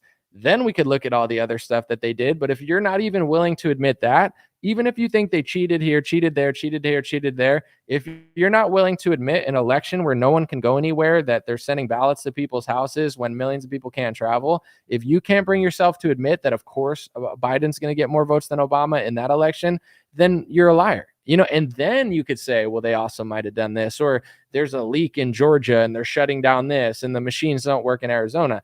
I see all that as well. And it's very suspect, but it's like, can you be honest about what they're doing right that shouldn't be legal, but it is legal? And then if they're doing ballot harvesting, how come you're not doing ballot harvesting? Because it's legal in a lot of states. And it's like, it makes more sense strategically. I've said this months ago, but I'm going to repeat it because it's a concept that people need to understand. And this is why someone said, who cares? This is interesting stuff. I mean, everyone talks about this topic, but very few people, if anybody, is going to say what I'm saying about why ballot harvesting works. Someone said I look like a soccer mom in that hat. Soccer moms could buy this hat, dreamrare.com. But anyway, appreciate the backhanded compliment. That's funny, though. I like the humor. Anyway, when it comes to ballot harvesting, it works because you have them already. Like, Republicans think, and I understand, I think it also to some extent, I just want to go vote on election day because then my vote is counted and I know it's counted and I don't want to ballot it. But let's just say I run a business and, I have hats to sell and I want to sell 1,000 hats. If I could sell 500 of them before the event happens online, those 500 are banked. I sold them. They're there. I don't have to sell them on the day of. You always want to get more beforehand if you can for any sort of business. So with elections and voting, if Democrats have all these votes banked beforehand and Republicans are hoping people go to the election, whether you want to admit it or not, it's never going to be 100% of people. Like the people that say they're going to vote the day before, if you vote via ballot harvesting, and if you put something and someone goes and grabs your ballot and drops it off at a box, that vote is banked. If you don't want to go vote on election day, it doesn't matter. It's banked. It's done. But if you're like, I'm going to vote on election day, you might, I might, but millions of people might not. So that's like Democrats have mastered the art of ballot harvesting now that it's legal, and they understand the concept, and they say, let's bank as many votes as we can get. And then if you don't vote with your banked vote on ballot harvest and go vote on the day of, that's what Democrats are telling their people to do. Republicans are telling them, don't drop off your ballot, go vote on the day of. It's going to provide less results. And then the way they count them is all weird. So it's like they'll count all the ballots at once in some states, and then it shoots up. And in some ways it's suspect, but in other ways it's like, 90% of the people dropping off their ballots are Democrats. So it's going to shoot up when they count those ballots. It's just weird at certain times when they do them. And I don't trust it when it happens overnight or 4 days later. That's insane. I think it's ridiculous. They should count all the votes within a few hours. But with all that being said, this is what you do. I know I might not look like it. I might look like a soccer mom. I'm an athlete. I like watching sports. I like playing sports. I'm competitive. I like to win, but I like to do it ethically. With that being said, how do you win? You don't just play the victim and say, oh, we can't win. Their defense is too good. Their offense is too good. Oh no, the ref cheated.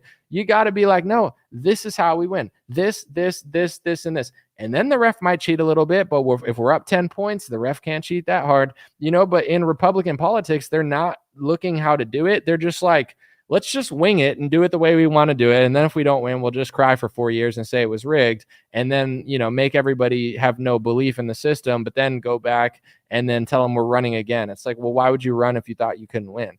And I do think the system is rigged, but I think it's rigged because I don't even think it matters that much who wins, because I think the same donors control Trump and Biden. So I'm not arguing, but it's like now they got all these Republicans. They're completely dependent on Trump, yet they don't believe in the voting system. They don't think he can win, but they want him to win, and they support him, but they think they're going to get cheated. But they haven't even figured out how they're getting cheated, because the opposition narrative is like, they think that is what it is when it's really what I just said. So it's like, it's all these little games they're playing with people where they get you so dependent on a guy, and then you get totally demoralized when someone tells you that he's not even really who you think he is. So it's like they got everyone like worshiping this guy, thinking that he's going to get cheated, and they don't even realize that the same group of people controls both sides. So it's like, that's what doesn't matter. It's just like during the election, like, oh, people are like, oh, let's go to January 6th, and like, we're mad at Trump, or we like Trump, and Mike Pence did this. It's like, what about the mask mandates and the vaccine mandates and the lockdown and the inflation?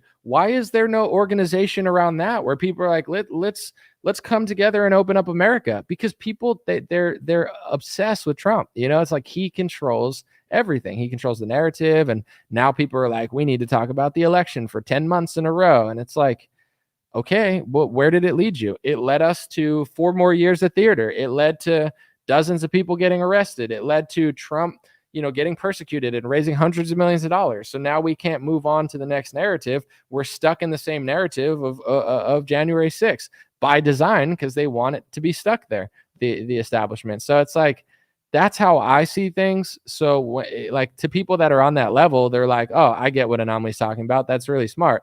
Other people, they just get mad at me. It's like telling them like, the Mavericks suck or something, and they're a Mavericks fan. It's like, that's how I see these things. But that's where I know this was like a long rant. This is how I think about the election. Me personally, I want Republicans to win. I want Trump to win. Just not as much as everyone else, because I think that the Republican Party is fake, and I think Trump is, controlled. But I want to see what he does. I want to give him another shot and, roll the dice, because Biden sucks, and, Democrats are backwards, and Trump has at least people behind him that want the right things to some extent. So I hope that if Trump wins, people pay attention and try to egg Trump on to do the right things. And that's what I hope happens.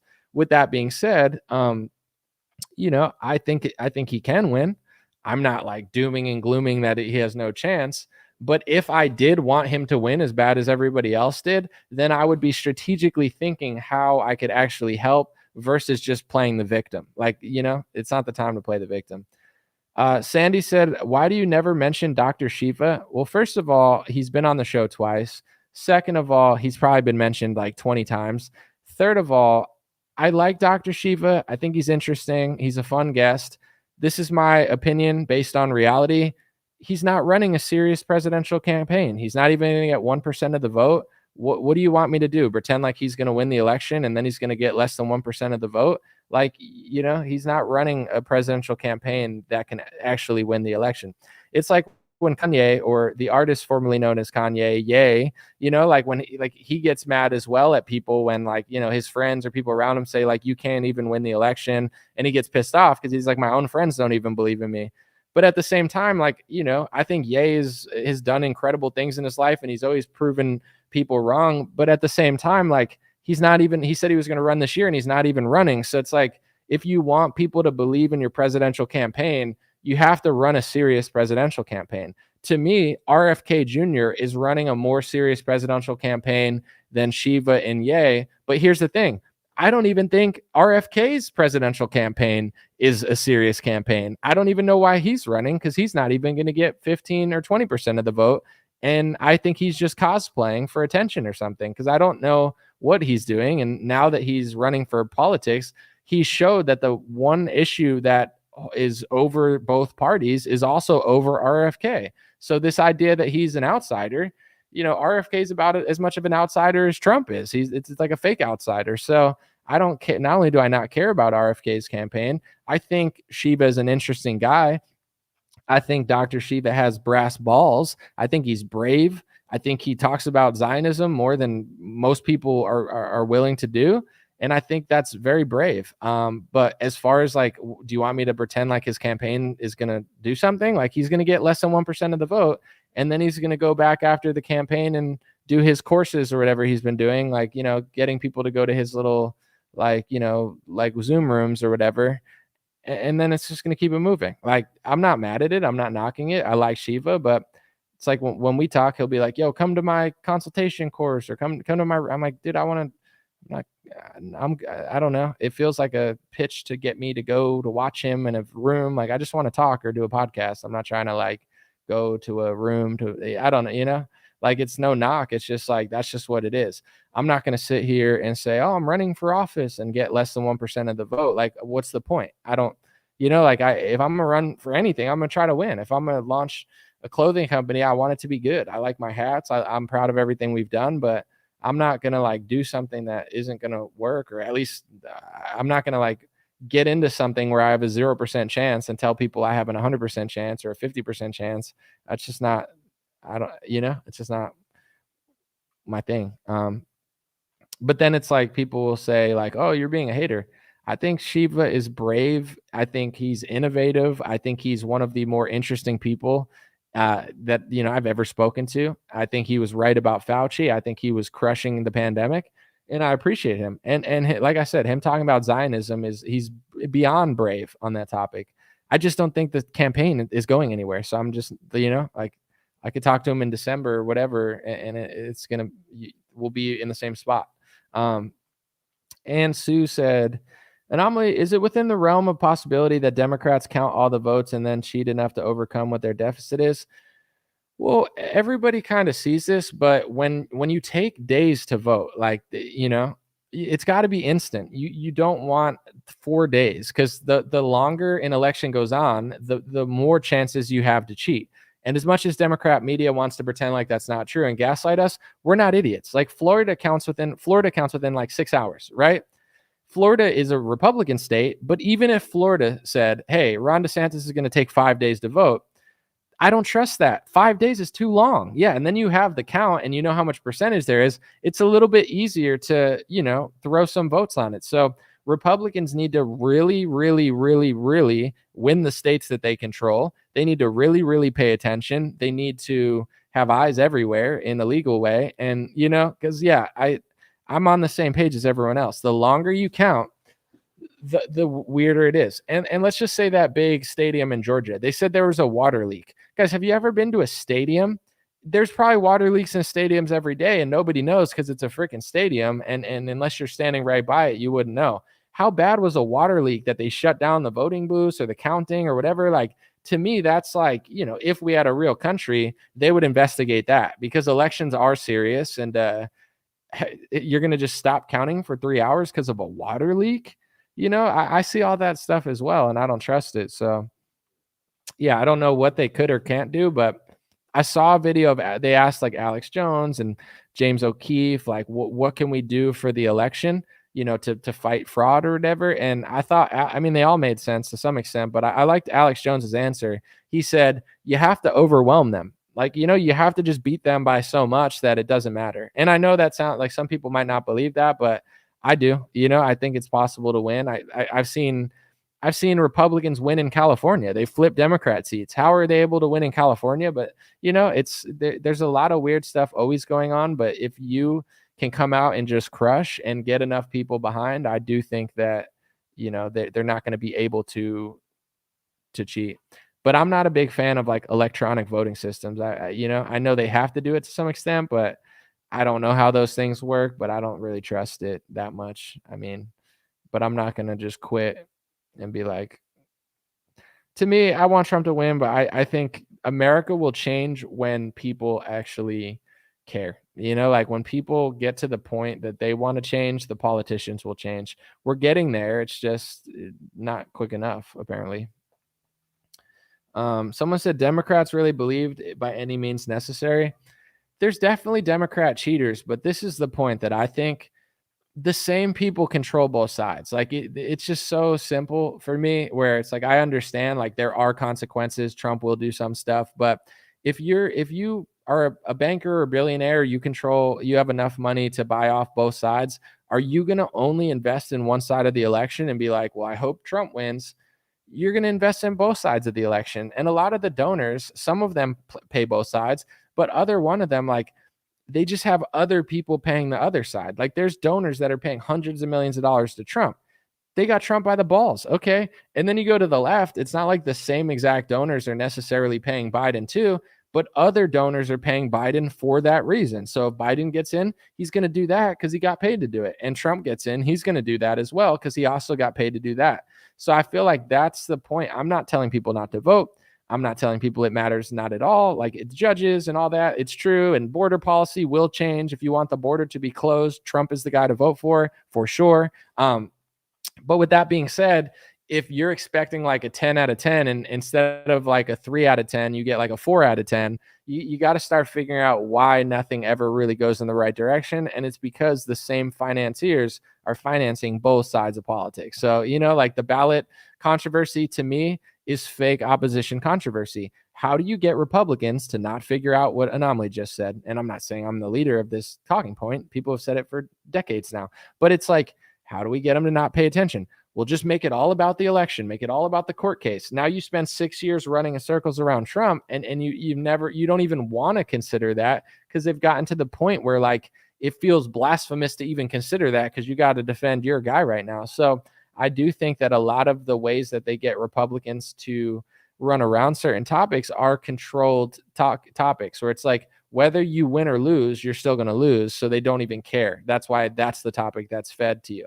But it's a hard concept for people to consider because it's like, no one wants to consider that. Like it's a harder concept. It's easier to be like, well, the Democrats are going to cheat and we got to fight them, beat them at the election. Like that's easier than like what I just said a minute ago.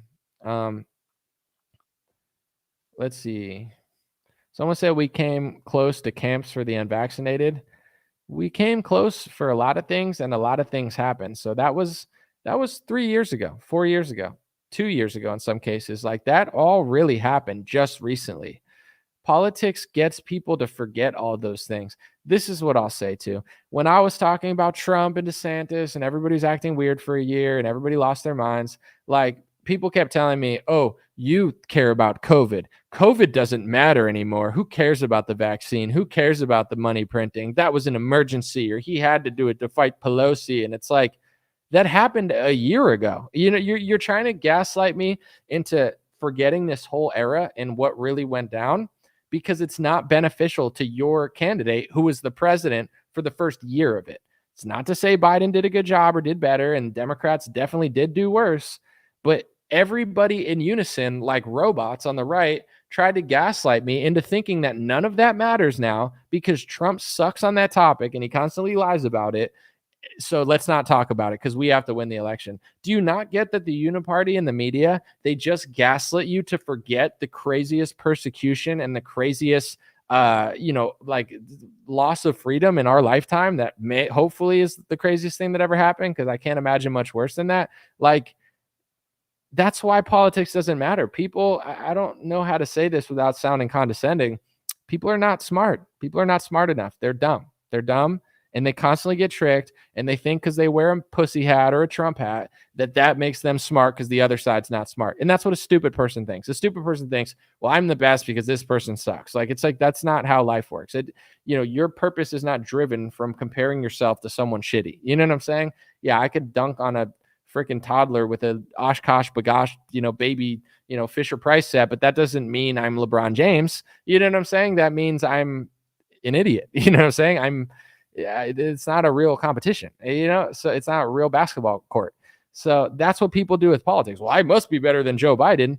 Well, did you not shit your pants today? No, you didn't shit your pants today? Okay, well, you had a better day than him.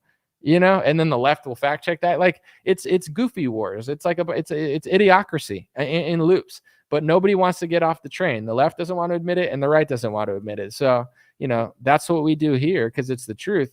And, just some inspiration for people as well, because I'm feeling inspired, pointing out other things, what other people are doing. It only goes so far. Say someone bothered you in business, or say someone bothered you in your personal life, or whatever.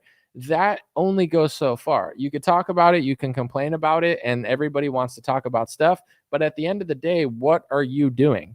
Liking Trump or hating Trump or this person making you mad in business? Like, it only goes so far.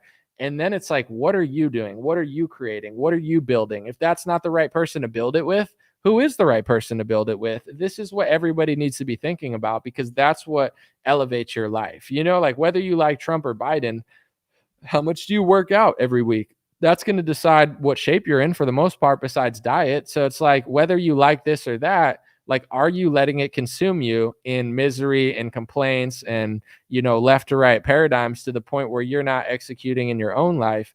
And I think, a lot of people are trying. It's tough times, but at the end of the day, I just hope people stay inspired, because that's what I'm trying to do. I see all this stuff, but I don't just complain about it. Like, look at that. Look at that. It's like, yeah, but what am I doing? I'm trying to tell the truth. I'm trying to do good reporting and do journalism. I'm trying to spread value that way. But I'm also seeking other ways, because I don't want my legacy to either be like a has-been who talked about COVID or Trump or whatever, or like, oh, he just reacts to videos on YouTube, or he makes little Instagram videos. No, I'm grateful. I mean, I think a lot of people think highly of me and what I've done, but at the same time, it's like, I'm 34 years old. I'm not that old. And in general, it's like, I don't want to like grift off of what I used to do forever. So it's like, I want to do other great things. I want my hat business to do well. I want to create good partnerships and good friendships that we could crush in other industries. Like, I'm never just trying to be super complacent and be like, yeah, I'm just going to complain about Trump, or, I'm going to play this and that, and then I'm mad at that. That's cool, but that doesn't make me impressive. Like, I've gotten in better shape this year. How did I do it? Going to the gym more, sitting in the sauna more, exercising more, trying to attempt, I don't know how good I'm doing, but eating a little bit better. That's that I'm focusing on all these things outside of my career, and what I'm doing. And it's been rewarding. It's been nice. Someone said vodka. Are you drunk, Brian? He's like, vodka. You're like, Tuesday, 6:38, maybe it's 9:38 if you're on the East Coast. You all right, my guy? You're a little wasted over there on YouTube. Woo! Is that what a little late night vodka on the YouTube live? Woohoo! You're like, dude, it's a Tuesday, my guy. But if that's how you want to go, that's how you want to go. I appreciate the attention or the support. Yeah, the vodka boy's back. All right, I'm going to take off. I lasted a little longer than I thought I would, but I had a good time today. Appreciate you guys. Let's see. Someone said, probably a very hard worker just chilling. Listen, if you want to go vodka on a Tuesday night, I wouldn't say I recommend it, but who am I to judge? Someone said, did Jesus or the disciples vote? I don't know, but I do know that I'll leave on this note because I do think that this is a concept that most people don't understand. And I know I've said it before, but I can't think of anything else to say sometimes because this is true. And I just find it fascinating that nobody thinks like this, or at least like I don't see it in political media. Everybody wants the country to change in the right direction, but wanting things doesn't get them done. You have to like do the right things. And if you think voting for Republicans is the right thing, but it's not actually going to fix it, then you're never going to fix it. So like, the country, yes, voting matters. Yes, you should exercise your right if you believe in it. Yes, you should vote for the party you think is better. But say you're a Christian and, you're not inspired to vote, then you're not inspired to vote. It's not necessarily your fault. Like whoever's running is not inspiring you. And if more people felt like that and they demanded the politicians, like I follow Bryson Gray on Twitter, and I'm not sure if he's going to vote or not, but he's pretty outspoken. Like he's super Christian, and Trump is just not impressing him. And people are like, oh, blah, blah, blah, blah, blah. And it's like, I know on one hand, he made a lot of Trump songs, so people try to hold that against him. But at the end of the day, it's like if every Christian man wanted Christian results and they did that, then Trump would have to do that. But the fact that no one thinks that way and they're just like, I'm going to vote. Okay, sure, you can vote. But if someone doesn't want to vote based off of principle and they're not inspired, why not more people feel that way to the point where the politician actually has to do it? I even think in some cases, like I do think it makes more sense to vote Republican, but they thrive off of this little game they're playing and they get people to not do anything and not see the truth and just pick a side. And it's like that is the fake solution. Like the real solution is people have to become the change they want to see. And when enough people become that, that's when the changes will flip. Like, why was the Democratic Party from 25 years ago more conservative than the Conservative Party in some way? Let me give you an example. I saw an interview of Byron Donalds, right? He's one of the beloved conservatives or whatever. He's a younger guy, you know what I'm saying, in an old sport of politics. So people like him. He's black as well, but I think, I'm not saying that's the only reason people like him. I think even if he was a young white guy, people would like him as well. But now, part of his image is talking about some of the black stuff as well. And, he speaks from a place of like, this is my wheelhouse and whatever. I like Byron Donalds. I think he'd be famous either way. But here's what I do want to say is I saw him on some liberal show. And he was like, Joe Biden used to, lock up black people or whatever. He would lock up too many criminals with the 3-strike plan or whatever that was. Like that was a talking point that made sense in 2017 and 2018. Now the country is in shambles. Crime is on the rise. And now Republicans, the popular Republicans who are fighting the deep state, are running on the premise of Joe Biden was too tough on crime. Joe Biden locked up too many criminals. Trump let criminals out of jail with the First Step Act. I get what he's saying, but it's like, do you understand what I'm like? Joe Biden and Democrats used to say 3 strikes or you're out, and crime went down. I'm not saying that it was perfect or right or wrong, but like now they don't lock people up for like any reason and crime's going up. And Republicans claim that they're running on tougher on crime while they're saying that Joe Biden used to be tougher on crime and he's not anymore. Yeah, I'm sorry, but if Joe Biden was Joe Biden from 1994, the country would probably have less crime. I'm not saying it wouldn't affect anyone negatively. I'm not saying that the impacts were perfect or anything like that, but it's like back in the day, no party would run on we're weak on crime. The Democrats said, we're tough on crime. The Republicans said, we're also tough on crime and we agree with you. Now the Democrats are like, open borders, I'm not racist. Like, we need to, and all the cities are going to shit. And then the Republicans come in and they say, remember when you used to lock people up? You were racist then, and Trump let people out of jail. And it's like, how is the country going to, like, culturally, the country's in a place culturally that Biden and that somehow makes sense to people. But 30 years ago, the country was in a place where that didn't make sense to anybody. And no politician, Trump or Biden, could have got elected with this, I'm going to be weak on crime policy. So it's like voting only goes so far. we need to change our culture to the point where the Democrats have to be who they were 30 years ago, and the Republicans have to be half of what they pretend to be now. And then it doesn't matter as much. But it's like, this is how I see politics. Everyone says, oh, the 80s and 90s were so great and racism was dying and crime was down. Well, because the Democratic Party was conservative and the Republican Party was conservative, and they were actually cracking down on this stuff. Now, Trump is the opposition to the Democrats, and he's a socialist billionaire liberal, essentially, who told Sweden they should have locked down hard and that his vaccine is great. And he printed more money than Obama. And then, Biden comes in and he's even worse. And people go, well, remember how good it was when Trump was here? Remember 4 years of the economy? No, I don't. I remember 3 years of a good economy. And the fourth year was one of the worst years I've ever seen in my life as far as screwing the country over. But I personally did very well with my news analysis, and I'm grateful for it. And then, so it's like, do you get what they use both parties off of each other? But people that are conservative, they don't want to admit that. They're like so against reality, where it's like, when the country moves in the right direction, that can't fly in either party because the country's in the wrong direction and they've tricked people. It's the same way that they trick liberals. They tricked liberals into being on the side of Edward Snowden and WikiLeaks and Glenn Greenwald, to hating all that stuff and thinking it's a right-wing conspiracy to think that intelligence communities are corrupt.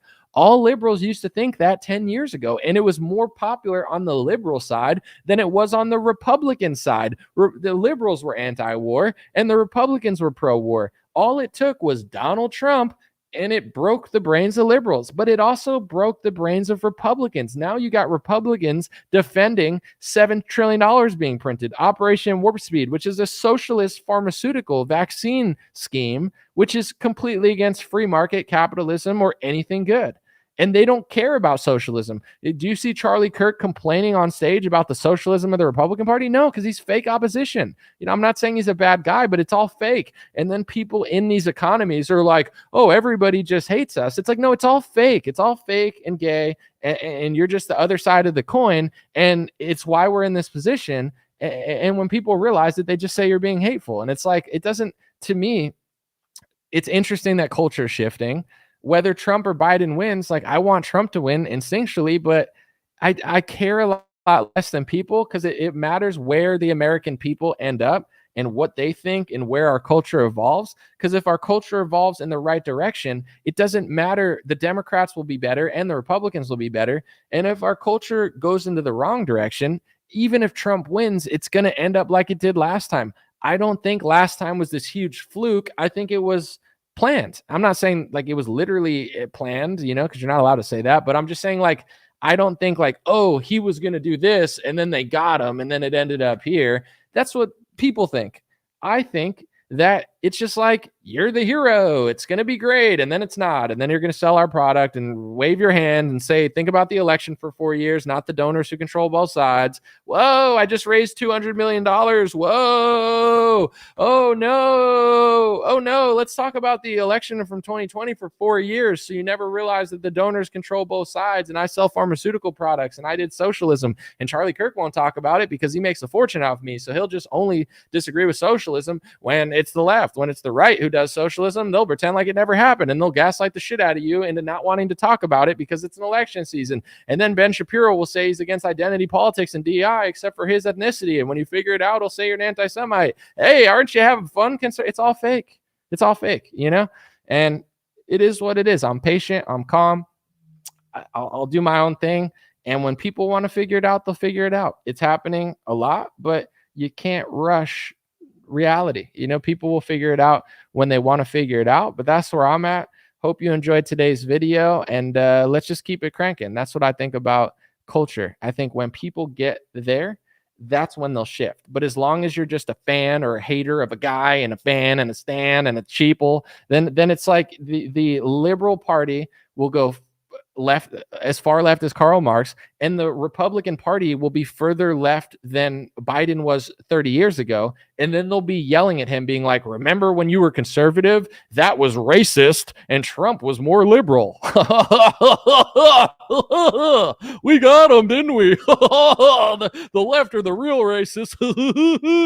It's like, Yeah, bro. Yeah, like who's still watching this stuff anymore? Like, dang, he crushed them. It's like that's our message. I get it, like it works when you're in front of liberals or whatever, but yeah, I don't know. I like personally I'm like 6 years ahead of that where I'm like, yeah, cool. That was cool to me when I was like 26. Now I'm a little older and smarter, like that's and the country isn't where it is. Like that how is telling the liberal guy he was racist when he was more conservative on crime and we're more liberal on crime? How is that going to beat the left when we are the left? And that's when you figure out that the Republican Party, including Trump, Mike Pompeo, who was the head, I guess, war guy, essentially. What was Mike Pompeo? The Secretary of State. He calls it a liberal world order. And he also says anti-Zionism is anti-Semitism, of course. But in general, it's like, wait, a liberal world order? Trump's Secretary of State's doing a liberal world order? We want liberalism throughout the world? Why? We don't even like liberalism here, but we want it in Uganda and in Palestine and in Russia. Like, that's literally what they're doing. Look at Russia. They're not that liberal.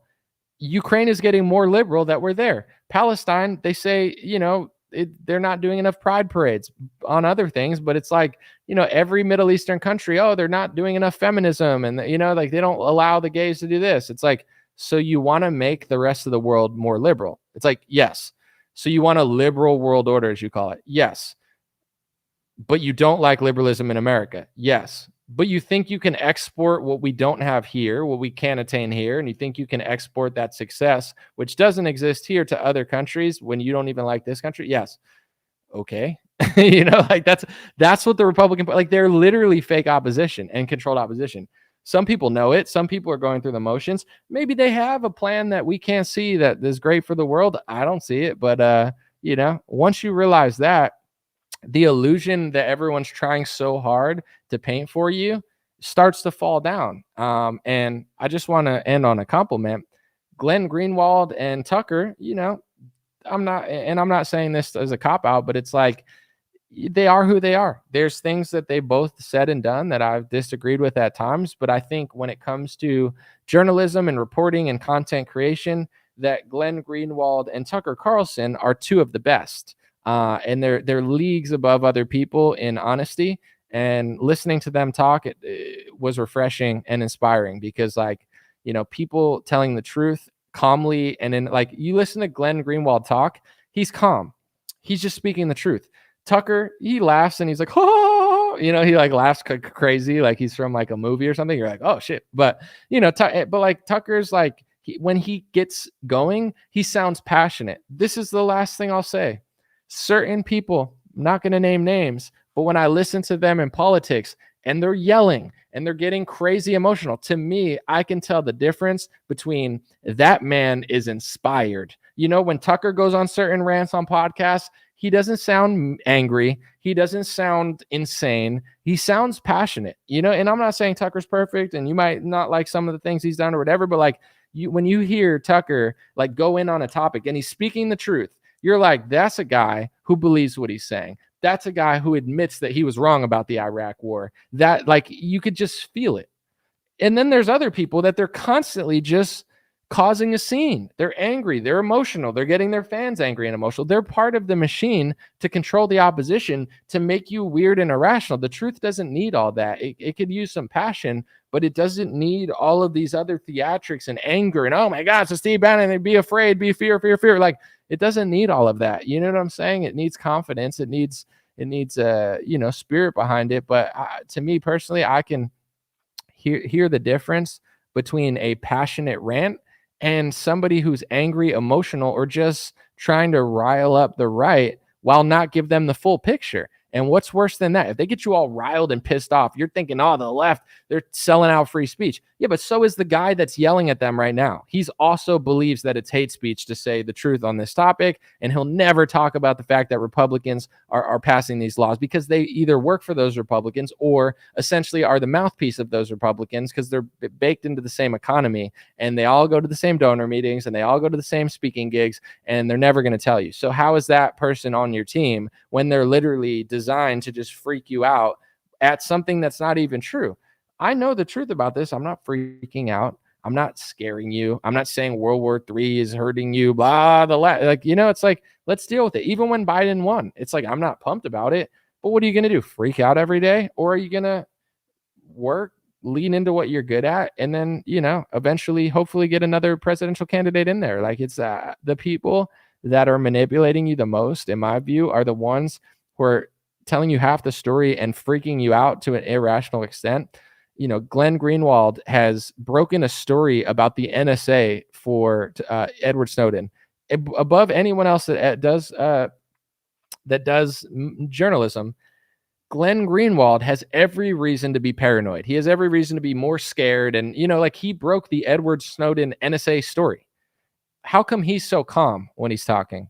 How come he's so rational when he's talking? Because that's what an honest person does. A person that's trying to tell you the truth, that's how they talk. They don't talk like Tim Pool. They don't talk like some of these other talking heads. That's not how an honest man talks. That's not how a passionate man talks.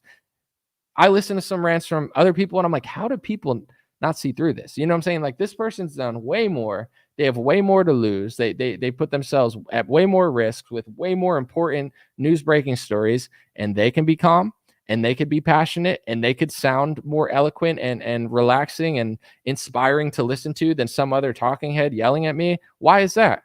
Because that's what the truth sounds like, in my view. Appreciate you guys. God bless you. Have a beautiful day. And just letting you guys know, at dreamrare.com, I have a 20% off sale till Sunday. So 5 more days, 17 white hats left at dreamrare.com, 20% off. The code is SUMMER, all caps, SUMMER. If you want stuff this week, you can get it for cheaper. Most things are sold out. The white hats are under 20, and everything else besides the black beanies, get one of those. But every other product besides that is like a limited edition, in the sense of like they're pretty close to being sold out. And I'm trying to just sell out everything before I do my next move. So appreciate you guys. Check it out. And I'll be back soon. I had a great time. Thanks for being here. Hey, what's going on, my friends? Just a few ways to stay in touch and support if you'd like to. The first way is dreamrare.com. We have blue beanies, black beanies, pink hats, other colored hats, freedom versus tyranny shirts, stay blessed long sleeve, God is great long sleeve, and lots of more cool items coming soon. Dreamrare.com. Check out the shop to support. Everything's made in the United States. Handpicked by me. Patreon.com/raretalk. For $5 a month, you can help